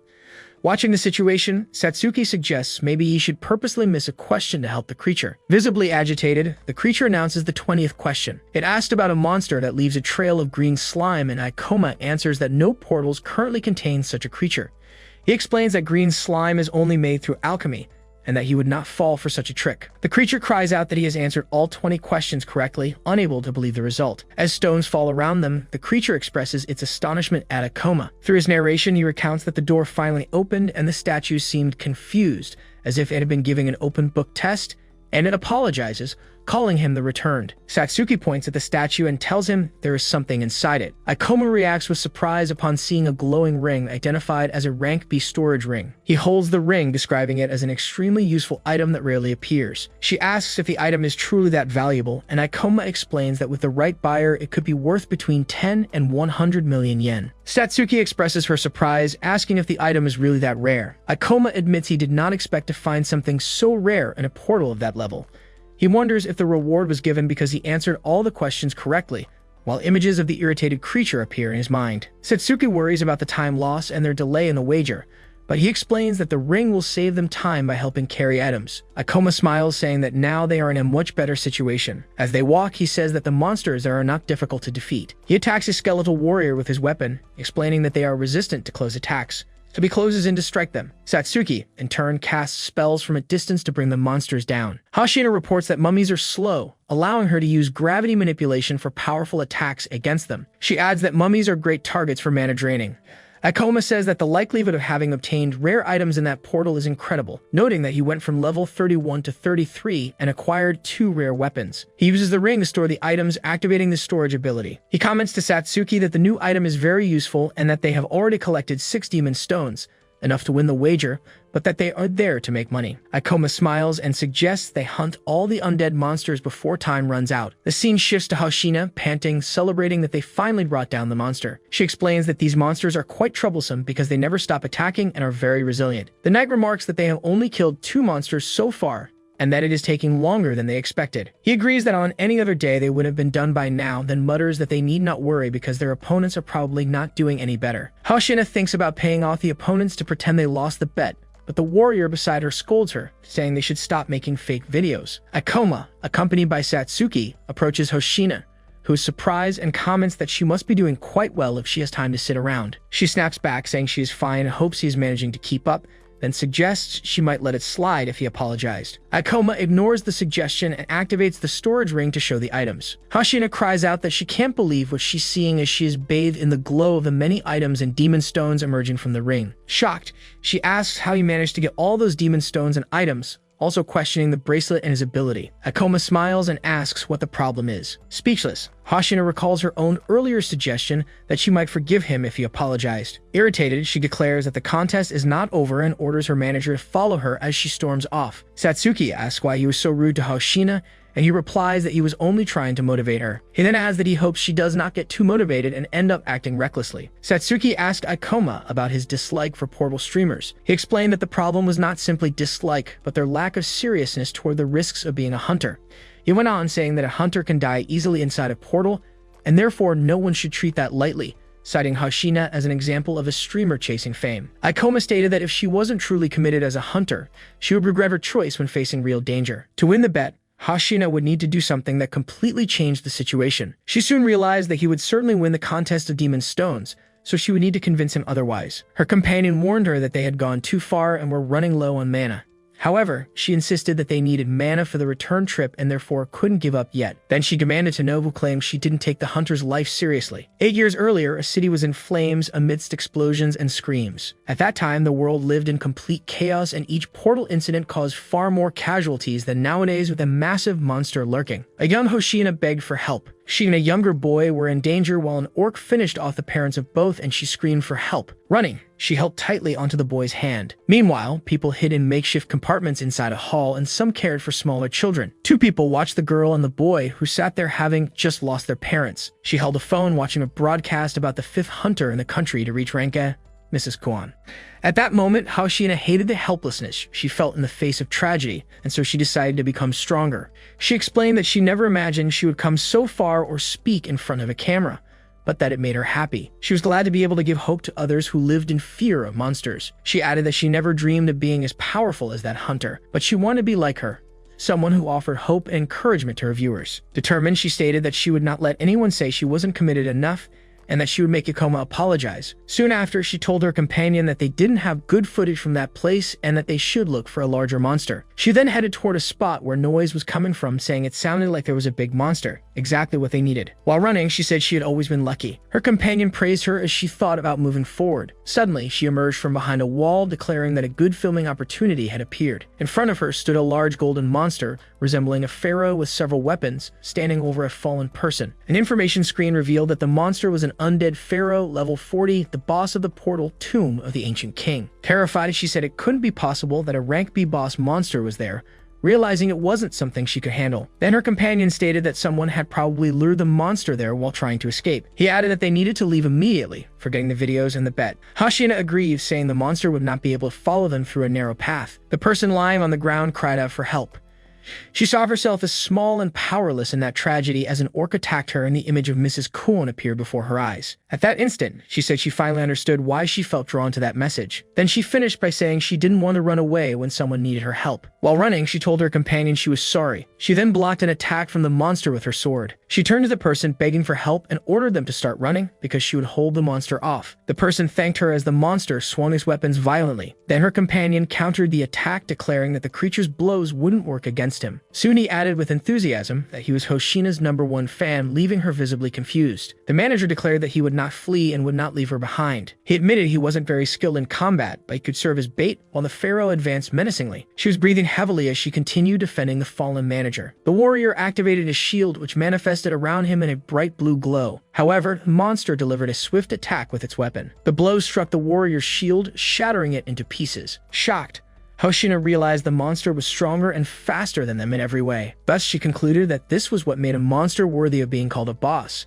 She was visibly shaken as the massive enemy advanced with overwhelming presence. The pharaoh brandished his 2 weapons before him. Faced with the scene, she seemed apprehensive.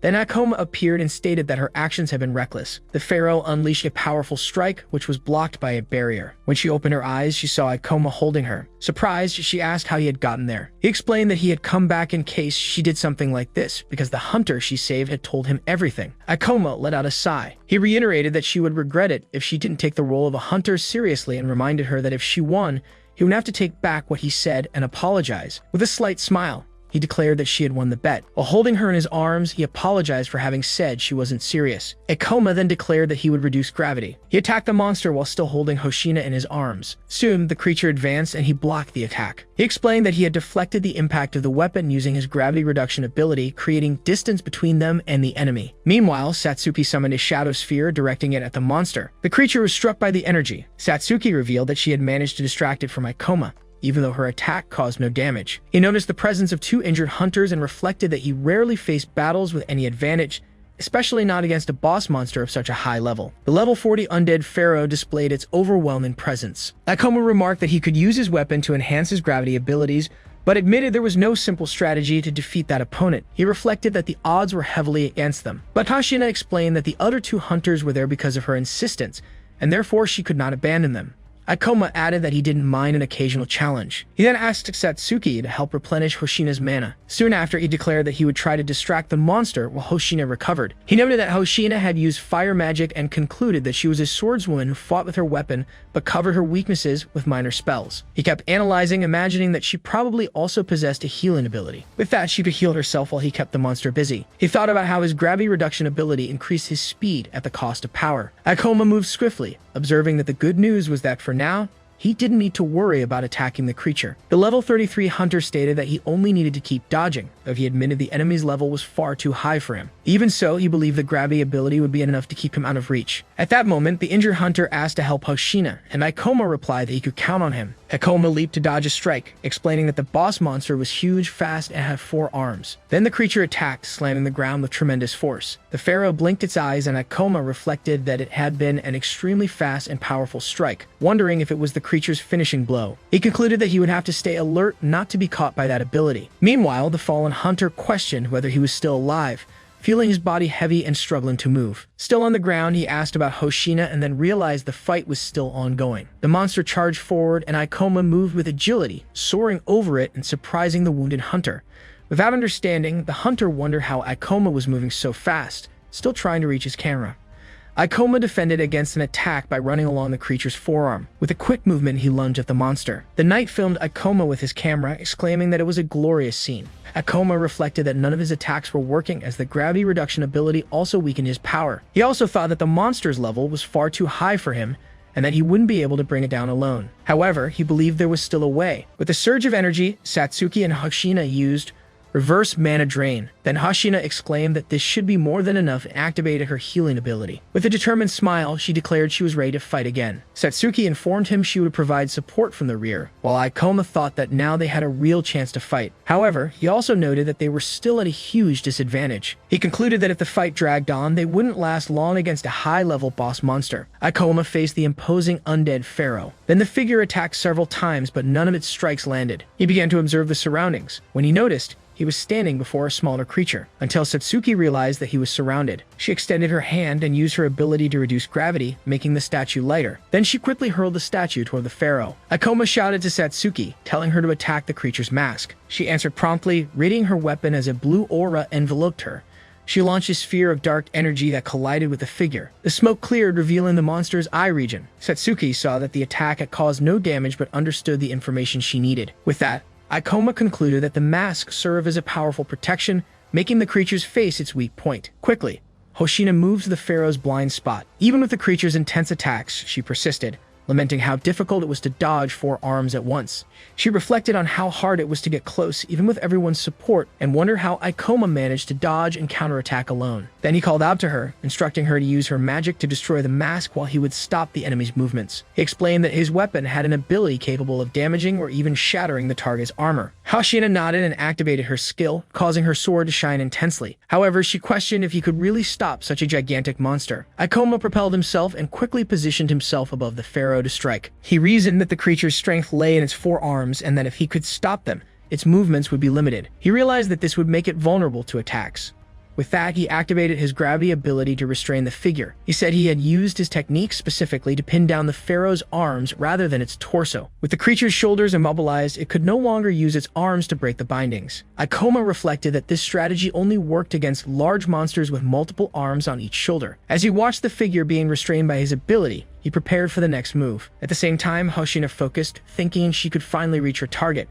She unleashed her skill, sending a powerful burst of energy. The undead creature was struck directly by the attack. The pharaoh's mask cracked and shattered into pieces, revealing its face. The creature's face was exposed, showing multiple eyes and deformed mouth. They both watched the monster, Ikoma noting that its weakness had finally been revealed, while Hoshina recoiled in fear at the creature's appearance. Ikoma rushed toward the figure, determined to bring it down while it was still bound. He then reversed gravity, leaping to avoid the pharaoh's attack and shattering the ground around them on impact. He foresaw that the creature would use all its arms for a final strike and would lower its head as it gathered them. He realized that this movement would expose its greatest weakness. Then he exclaimed that this would be the end, delivering a decisive blow against the enemy. At that instant, he activated his skill, Meteor Drop, unleashing a powerful attack that struck directly at the pharaoh's head. With a smile, Ikoma held the golden ring and discovered that he had leveled up after defeating the boss monster. Meanwhile, Hoshina was helping the injured warrior on the ground.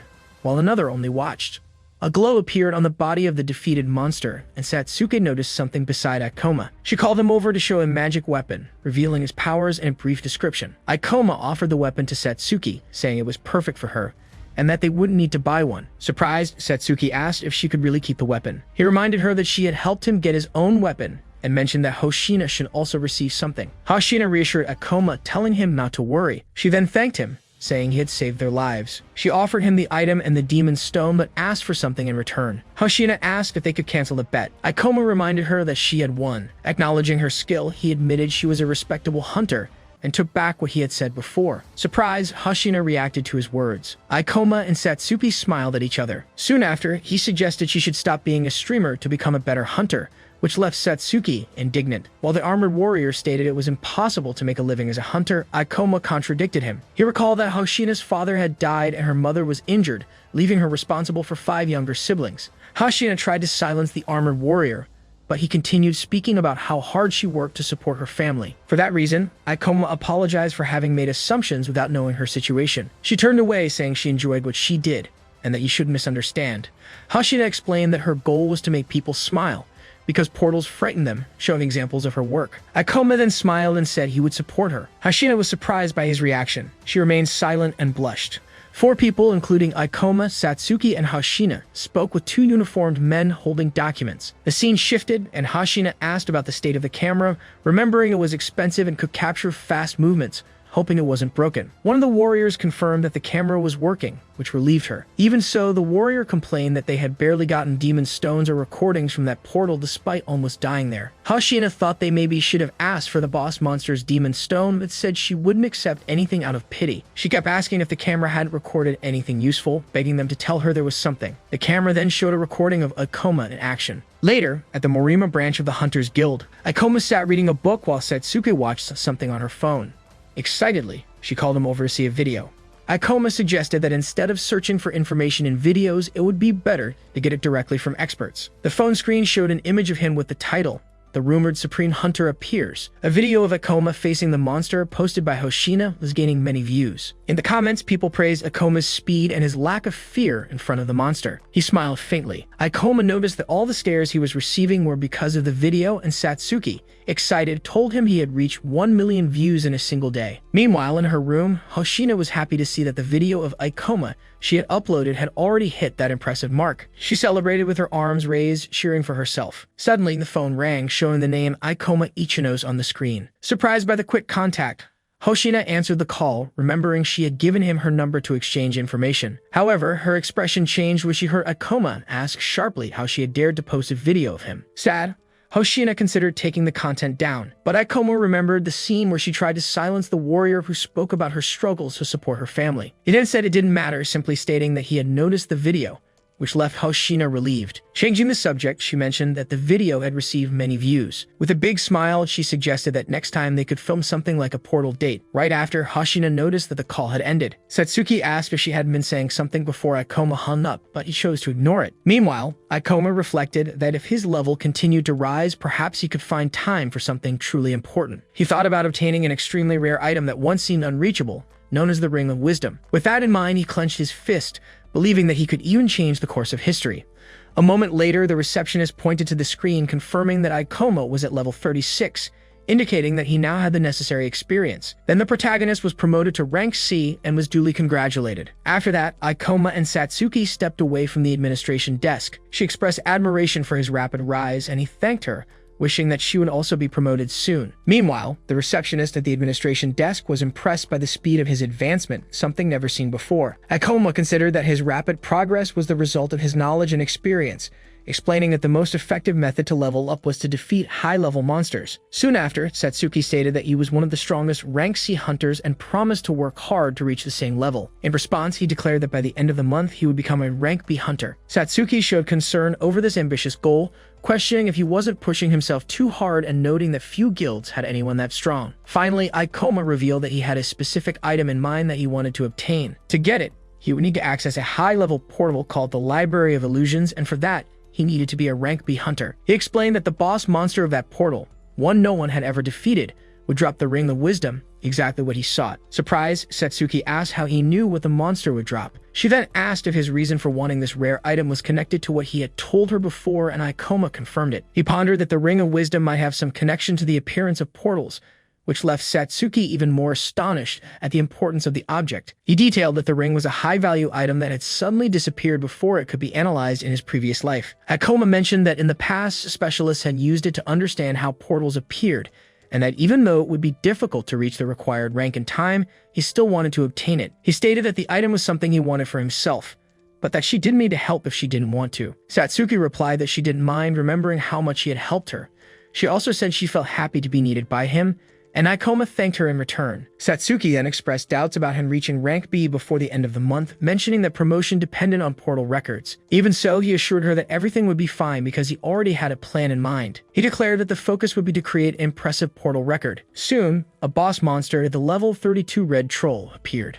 Ikoma unleashed an attack and defeated it immediately. Next, Satsuki defeated another boss called the level 30 mermaid chief. After that, another boss, the level 36 spider ogre, was struck by a meteor drop attack. With that, Satsuki rose from level 32 to 35, reflecting that she couldn't believe they had cleared 3 portals in just 2 weeks. Although recognizing that the bosses were lower level, Satsuki questioned how easy the task felt, and Ikoma confirmed that they were usually difficult. He explained that at this level, boss monsters were limited to simple movement patterns, and their abilities were not devastating.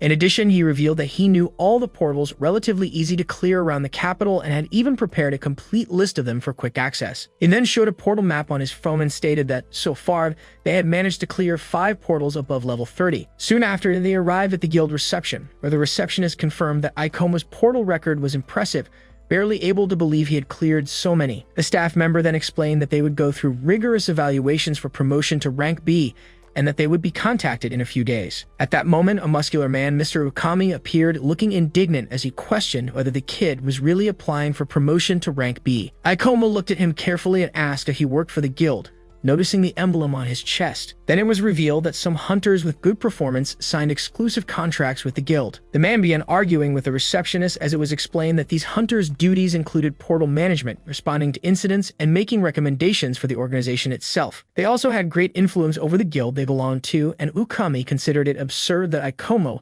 was about to be promoted to rank B. Even so, the receptionist informed him that Ikoma was already close to level 40 and had an extensive record of clearing multiple mid-level portals. Surprised, Ukami asked if that meant he had already defeated several boss monsters. As the two stared at each other, the man remembered that it had taken him 7 years to become the only rank B hunter at the Morima branch of the guild. With that, he began to wonder how Ikoma could already be at his level. Observing the man's expression, Ikoma realized that this person would probably become a problem. Ukami stepped up to Ikoma, questioning how a boy with that appearance could be a rank B hunter. The young man replied that without Ukami's approval, it would be difficult to get promoted in the Morima branch. However, he concluded that he could not give up, since it was only possible to apply for promotion in the branch of one's own city. Remembering all the help he had received from Satsuki, he reinforced his decision not to back down. Turning to the man, he confirmed his name, Ukami, and asked for a valid reason for rejecting his application. The hunter leaned forward and said that rank B was not given to rookies who thought portals were easy. He then aggressively questioned Ikoma about whether he took his role as a hunter seriously, demanding an immediate answer. Meanwhile, people in the guild watched the scene, commenting that Ukami was causing trouble again. Ikoma interrupted, asking how many hunters had reached rank B at only 17 years old. Confused, Ukami reacted without understanding the question and asked what kind of nonsense he was talking about. Ikoma continued, mentioning the 15 years since portals first appeared. He then pointed out that 6 young people at age 17 had reached rank B and questioned whether, by Ukami's logic, none of them should have been promoted. With that, he declared that he fulfilled all the requirements for rank B and demanded that Ukami answer before rejecting him based solely on age. Without a clear response, Ukami stepped back while admitting that the rules about portals were not perfect. He claimed that it was necessary to listen to the experience of hunters who worked for the guild. However, Ikoma replied that the rules were not based on beliefs but on guidelines shaped by past incidents. He then cast a sharp look and asked if that was not the guild's official policy. As the woman at the desk confirmed, she began to analyze the data on the computer. Satsuki observed that Ikoma's knowledge and logic surpassed even that of an experienced hunter in the organization. While people murmured about Ukami being left speechless, He himself remarked that it had been a bold move. After the humiliation, he silently planned that someone would pay for such defiance. He then stated that he would make Ikoma regret challenging him and asked the receptionist what Ikoma's level and class were, identified as a level 38 gravity user. Soon after, he questioned the woman about that class, surprised that he had never heard of it and wondering if it was perhaps a rare class. Ikoma reflected that the class was probably mage type and that a powerful warrior might have been the reason for his rapid leveled gain. Then Ukami admitted that he had been too harsh and that it would be unfair to reject the application without a good reason. Finally, the man announced that he would not reject the request, but impose a condition. He challenged Ikoma to prove he deserved rank B in a match at the guild's training hall. In the training hall, marked by a sign, several people conversed while waiting. Ukami reiterated his condition, stating that promotion would only be granted if Ikoma proved his abilities in a fight.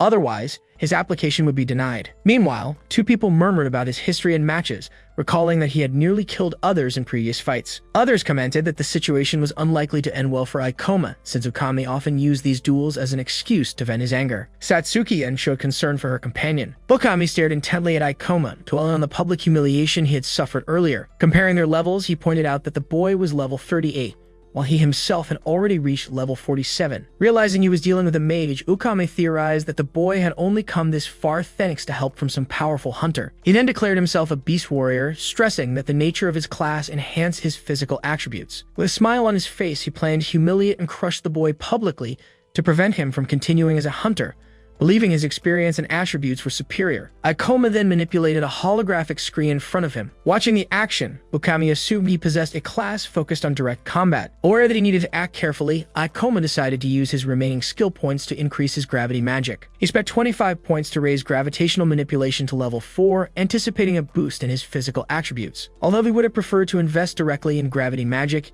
he concluded he had no other choice and decided to proceed. At that moment, Ukami taunted him, assuming he had been hoarding points before the battle and had led an easy life so far. With a sarcastic tone, he warned about possible accidents in fights, advising him not to get hurt. Ikoma simply thanked him for the advice. Then the challenger asked him to show his skills, and Ikoma responded by drawing his sword. With a determined expression, Ukami planned to prove his superiority before everyone present. He smiled, resolved to humiliate Ikoma publicly and prevent him from returning to work as a hunter. Ukami, wielding his weapon, invited his opponent to start the fight whenever he wanted, making it clear that he would not use any skills, though the other could. Ikoma remained silent, simply observing the situation. Standing still in the center of the area, he was watched by many onlookers from above, all curious about what was about to happen. With a confident smile, Ukami declared that now it would be the boy's turn to be humiliated in public. As soon as Ikoma announced the start of the fight, he activated an ability that reduced the gravity around him. In Ukami's mind, the boy's attacks would never reach him, and he would end up as a joke. However, with a swift movement, Ikoma dashed forward to strike. Seeing the speed of the attack, Ukami was stunned, unable to understand what had just happened. While blocking the blow with his weapon, he questioned how his opponent could move like that at such a level.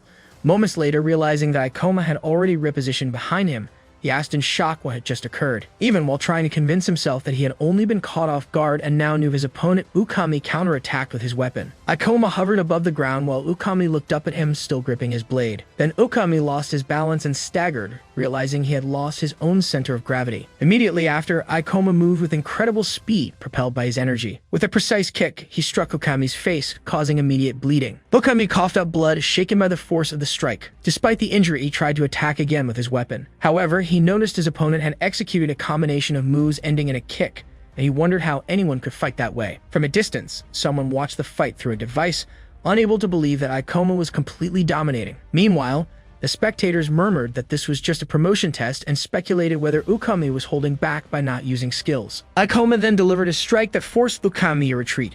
Watching him move with such speed, Ukami realized his own attacks couldn't even reach him. At that instant, he noticed people whispering that he was making a fool of himself. Ikoma hovered over him as he stood frozen. It was then that the young hunter pointed out something the opponent hadn't realized yet. He declared that the gravity user class was the best because it allowed physical abilities to be pushed far beyond normal limits, surpassing other classes. He explained that this advantage was especially decisive in short battles, where he didn't risk running out of mana. Ikoma also stated that Ukami was mistaken in thinking he would win simply because he had a higher level and wasn't using skills. Then Ikoma recalled that Kaoru had far more experience in direct combat, executing more refined movements and driven by an obsessive desire to win and eliminate his enemies. Without hesitation, Ikoma lunged forward to strike Ukami with his sword. He then activated his ability to increase gravity. Ukami, surprised, realized that Ikoma's blow was heavy. He wasn't just fast. but powerful as well. For a moment, Ukami thought his opponent had vanished and wondered where he had gone. Ikoma then appeared upside down in the air as Ukami looked at the ground where he disappeared. Next, Ikoma materialized behind Ukami,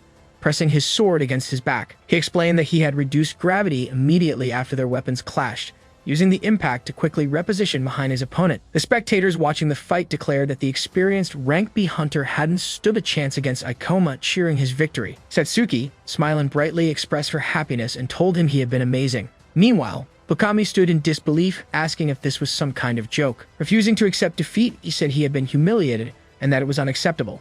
Ikoma then asked if, with his victory, he could officially become a rank B hunter.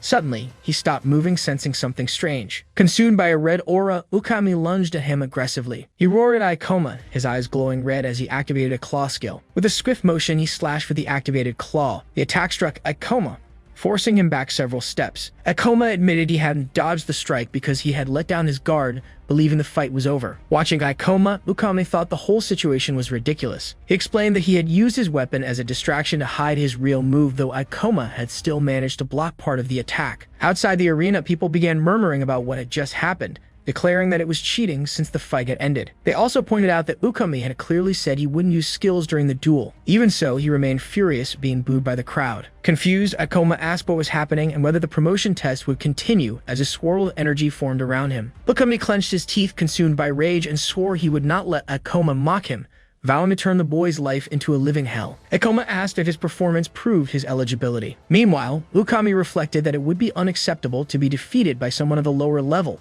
as that would compromise his influence within the guild. With that, he declared that it was useless to continue and refused the promotion request.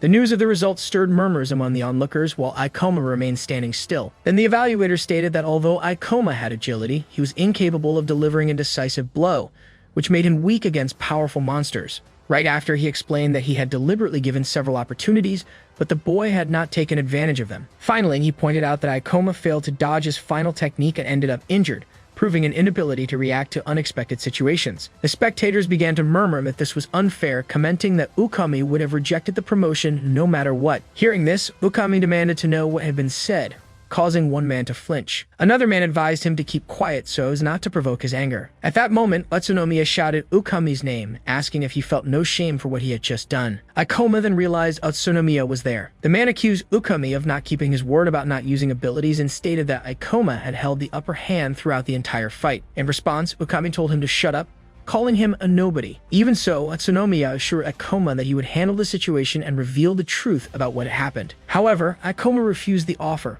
questioning the use of the term best friend and the reason behind Utsunomiya's help. Satsuki, who had watched the fight, believed that he had won. She wondered why Ikoma was acting that way, remembering that he needed Ukami to acknowledge his abilities. Ikoma revealed that this was why he had made sure to show clearly the difference between them. Right after, he reflected that although he had hurt his opponent's pride, maybe he should have been less humiliating. He concluded that there was no use in realizing that now, since defeating him had changed nothing. Then someone approached, asking about all the commotion. Ukami recognized the deputy guild master of Surizawa. He asked why Surizawa was there, stating that he had been looking for him. The other man replied that he was evaluating a hunter, but that the subject had proven to be a waste of time. Surizawa looked at Ikoma and asked if it was really necessary to hurt anyone else, acknowledging that accidents can happen in combat. Ukami scoffed at the injury, calling it mere scratches.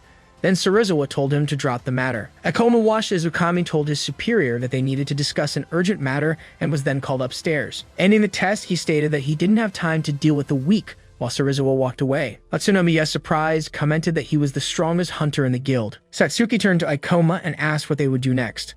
With a hand on his head, he replied that they would need to find other ways. As the elevator reached the 13th floor, Surizawa asked whether the combat had really been necessary for an evaluation. Ukami then explained that he had fought to show reality to someone arrogant who sought promotion. The deputy master then questioned the young man's candidacy for rank B, thinking that perhaps rookies did not take experienced hunters seriously. Seated in the room, he asked Surizawa what the subject he wanted to discuss was. The other man revealed that the main topic was the rank B portal of the Temple of Beasts, under the Morima branch. He explained that managing portals of that level was extremely lucrative, allowing hunters to grow and gather demon stones. Then he pointed to a tablet, reporting that abrupt changes had been noticed in the distribution of monsters inside the portal. He continued, explaining that mana density levels were also abnormal, and that the priority should be preventing disasters, not chasing profits. The evaluator, holding a paper, seemed to understand that Sarizawa wanted to get rid of the Temple of Beasts to avoid future problems. Sarizawa confirmed, explaining that the ministry wanted to keep rank B portals because they were scarce,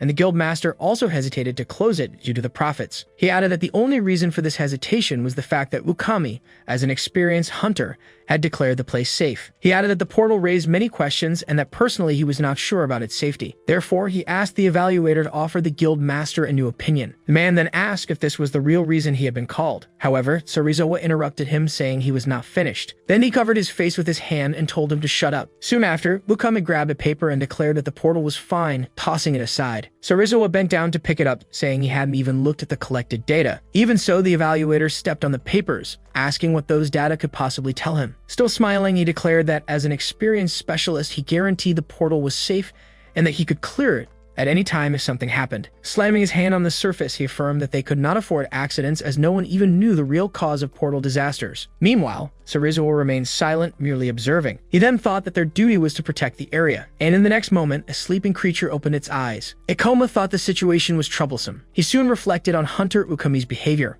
He explained that one could only request promotion in their own branch, making it impossible to bypass the hunter to achieve advancement. He then said they needed a rank B hunter to enter the Library of Illusions, and that although Setsuki could try the test in another branch, he did not yet have the required level for promotion. Therefore, he declared that they needed to find a solution. Just then, Hoshina arrived abruptly, asking the boy if the guild hunter had blocked his promotion. The young woman showed her phone, revealing that one of her fans had recorded a video of Ikoma facing Okami and sent it to her. She immediately suggested posting the video with the title, Guild Corruption? Okami's abuse of authority, confident that her 120,000 subscribers would react to the injustice.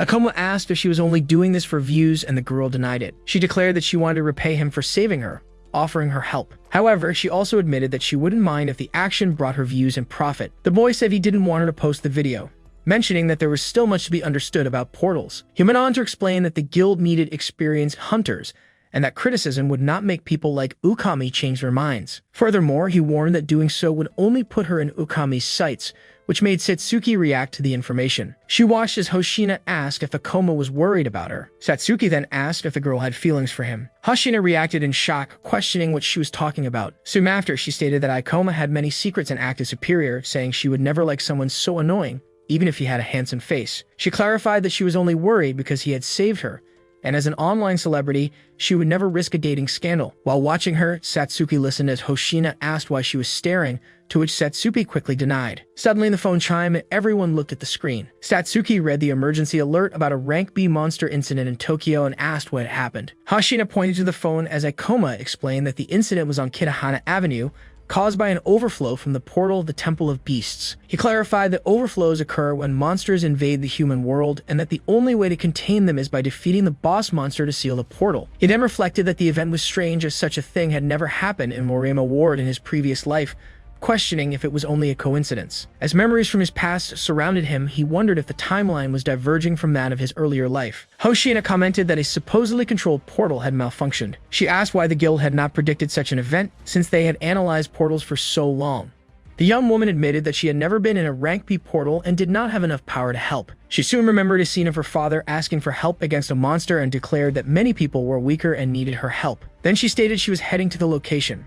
Ikoma explained that no one knew how dangerous a defective rank B portal could become, since monster-related disasters could trigger other phenomena. At the scene of the incident, Bukami confronted a large creature amidst the rubble. The creature revealed itself to be a level 34 werewolf. The hunter leaped through the air to strike it with his weapon. He advanced quickly, declaring that no one would stop him. In that moment, he thought the situation was dire and that the portal's proximity to Sarizawa was unfavorable for his reputation. Two people praised the hunter for defeating a strong monster with a single blow of his weapon. Then he asked if they had no one stronger, stating they could not handle the disaster with rank C people like them. They replied that there were very few rank B hunters or higher, and although they had contacted those who could help, they did not know when they would arrive. Ikoma explained that Ukami's reputation would be ruined if the disaster spiraled out of control, but revealed that he had already fought the monster from this portal before. He then said the boss monster was a level 47 phantom fox, and that it should not be difficult to defeat. He stated that Ukami intended to defeat the boss monster quickly, blame Serizawa, and become Morima's hero. The hunter then declared it was time to eliminate the boss monster, and suddenly a massive explosion hit the area, followed by screams from people. All at once, a huge paw appeared, and someone asked if that could be a boss monster. Then, an enormous monster with multiple fox heads engulfed in flames appeared on the scene. The two people exclaimed in alarm that the portal's information had not mentioned such a creature. The summoned monster revealed itself as a level 55 summoner fox,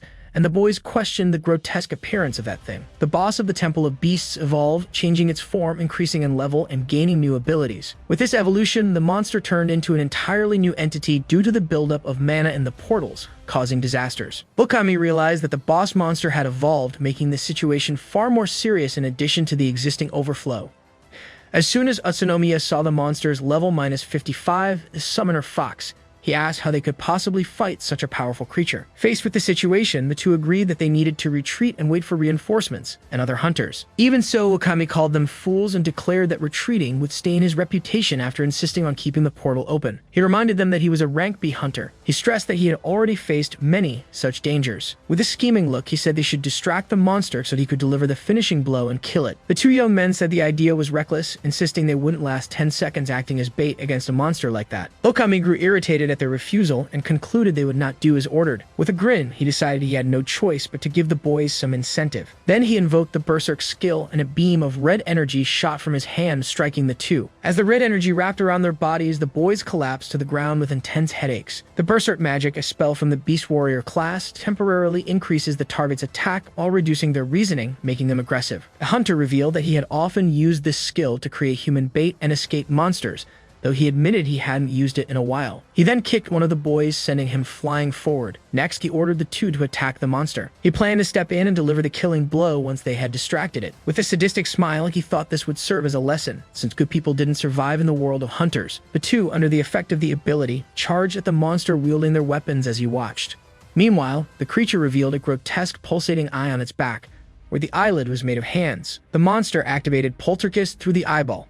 Soon it advanced toward the boys as debris levitated all around. Ukami was taken aback by the situation, questioning how the creature could unleash such a powerful attack. While running for cover, debris rained from the sky. The boys screamed in pain, still under the skill's effect, and he dismissed them as useless. The hunter noticed a huge piece of rubble coming his way. With a powerful strike, he smashed the rubble using the Beast King's smash ability. He concluded that the monster was using telekinesis. He realized that the creature's power far exceeded his own. The fox monster pursued him, forcing him to run through the ruined city. He had wondered if the enemy was supposed to be this strong. The monster closed in, almost reaching him, leaving him extremely on edge. Ukami noted the creature's speed and drew his sword, raising his guard. The monster charged another telekinetic attack through its eye. He blocked the debris with his massive sword. After deflecting a second projectile in quick succession, Ukami felt the weight of not dodging. The monster lunged to attack him with its sharp claws when his guard was compromised. He fell to the ground, realizing the enemy's overwhelming strength. Then he thought about the impossibility of fighting such a creature and how he could ever defeat it, before concluding that it didn't matter. With that, he activated his false death skill, which allowed him to simulate death after taking damage, stopping his pulse completely. The monster looked at the fallen body, and turned its head when it sensed no heartbeat. As soon as the enemy was distracted, Ukami realized he needed to flee. He started to run, but the monster activated its eye once more. Soon, the creature caught up and lunged with a claw attack. The hunter was struck and fell to the ground again, realizing the eye on the monster's back could also see. He lamented that it was too late to escape, but panicked, unwilling to die that way. The monster prepared to deliver the final blow, enveloping him in a dark magic. Ukami was immobilized by the energy and wondered if the creature was mocking him. Then the dark mist invaded his body. He screamed in agony, with no way to escape that cruel fate. Finally, Aikoma arrived in the ruined city during the devastation caused by the monsters. Hashina healed an injured civilian, who was surprised to see his wounds vanish. Aikoma told the man to run in the opposite direction, assuring him he wouldn't find monsters that way. The man thanked him and went on his way. Hoshina began to speak with Aikoma, who appeared deep in thought. He said he needed to move on quickly to contain the overflow as soon as possible. The young woman agreed, acknowledging that he was right. Then she checked her phone and realized an hour had already passed, yet the problem was still unresolved. Aikoma thought that the Ministry of Monster Eradication should have already defeated the boss of the Temple of Beasts, but concluded that they were taking far too long. With that, he came to the conclusion that he would have to assume the worst. Ukami struck the woman first, and she screamed in pain, falling in shock. He then unleashed an attack called Beast Claw, injuring the bald man. The man groaned from the wound and gripped his weapon tightly. Soon after, he counterattacked, clashing his weapon against Ukami's. The attacker smiled maliciously, while the other glared at him, only to be sent flying backward by a powerful strike. The woman cried out the name Captain Kurokawa, and Okami laughed. He remarked that it was difficult to bring down a rank B hunter. He continued, saying that this was merely a side effect of the calamity and not just a normal monster disaster. In his eyes, the local troops and hunters would never be able to handle the situation. Even so, he laughed again and quickly charged at the bald man who tried to defend himself. Ikoma arrived just in time, using his ability to reduce gravity. He collided with Ukami in midair before the other could be struck. Quickly, Ikoma deduced that Ukami seemed to be under the monster's mind control as the man hissed at him. The bald man tried to warn him not to fight, saying Ukami was no ordinary hunter. Ikoma attacked with fast and fluid movements. The onlooker was impressed, saying he couldn't believe a young hunter like him was dominating a rank B hunter. He continued to watch, realizing he had never seen anyone like Ikoma before. Soon he noticed that Ukami was using simple attacks, unlike his previous combat displays, and wondered if it was due to mind control. Even so, the hunter used his beast claw in a heavy strike, which Ikoma quickly dodged. With that, he noticed his opponent growing agitated and began varying his movements. As soon as he activated his gravity increase ability, Ukami was slammed down with tremendous force. Ikoma followed with a powerful strike, making him cry out in pain. Then Ikoma stepped closer and asked if he could see clearly now.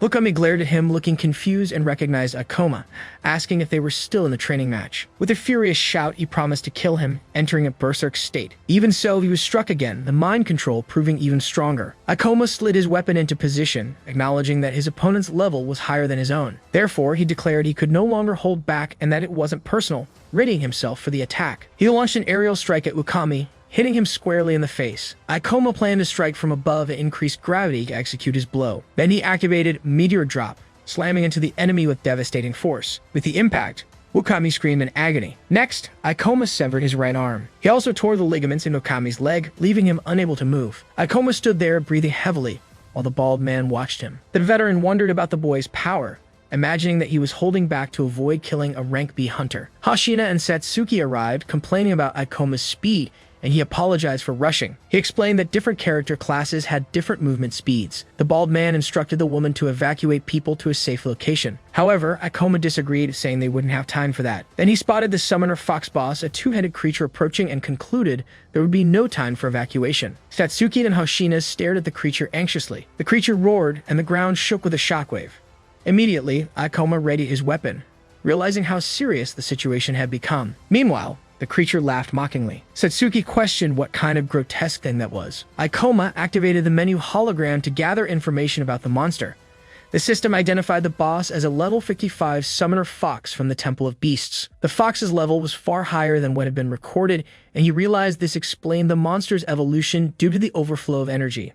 Ikoma reflected that he had no idea what new abilities the creature might have learned through its evolution. Hoshina asked if the disaster would end if they defeated that monster, and he answered yes, but taking it down would not be simple. The summoner fox boss then summoned countless level 30 phantom wolves. Numerous wolves emerged around Ikoma, Satsuki, and Hoshina. The young woman realized the monster had summoned a massive number of creatures. Faced with the situation, she thought about the damage the overflow would cause and the people who would be affected. While the monster laughed, Hoshina noticed it seemed to be enjoying the chaos. Ikoma asked her, along with her companion, to handle the summoned monsters and protect the others while he advanced. She asked what he would do. He replied that he would bring down the boss monster as quickly as possible to stop the overflow. Hoshina extended her hand.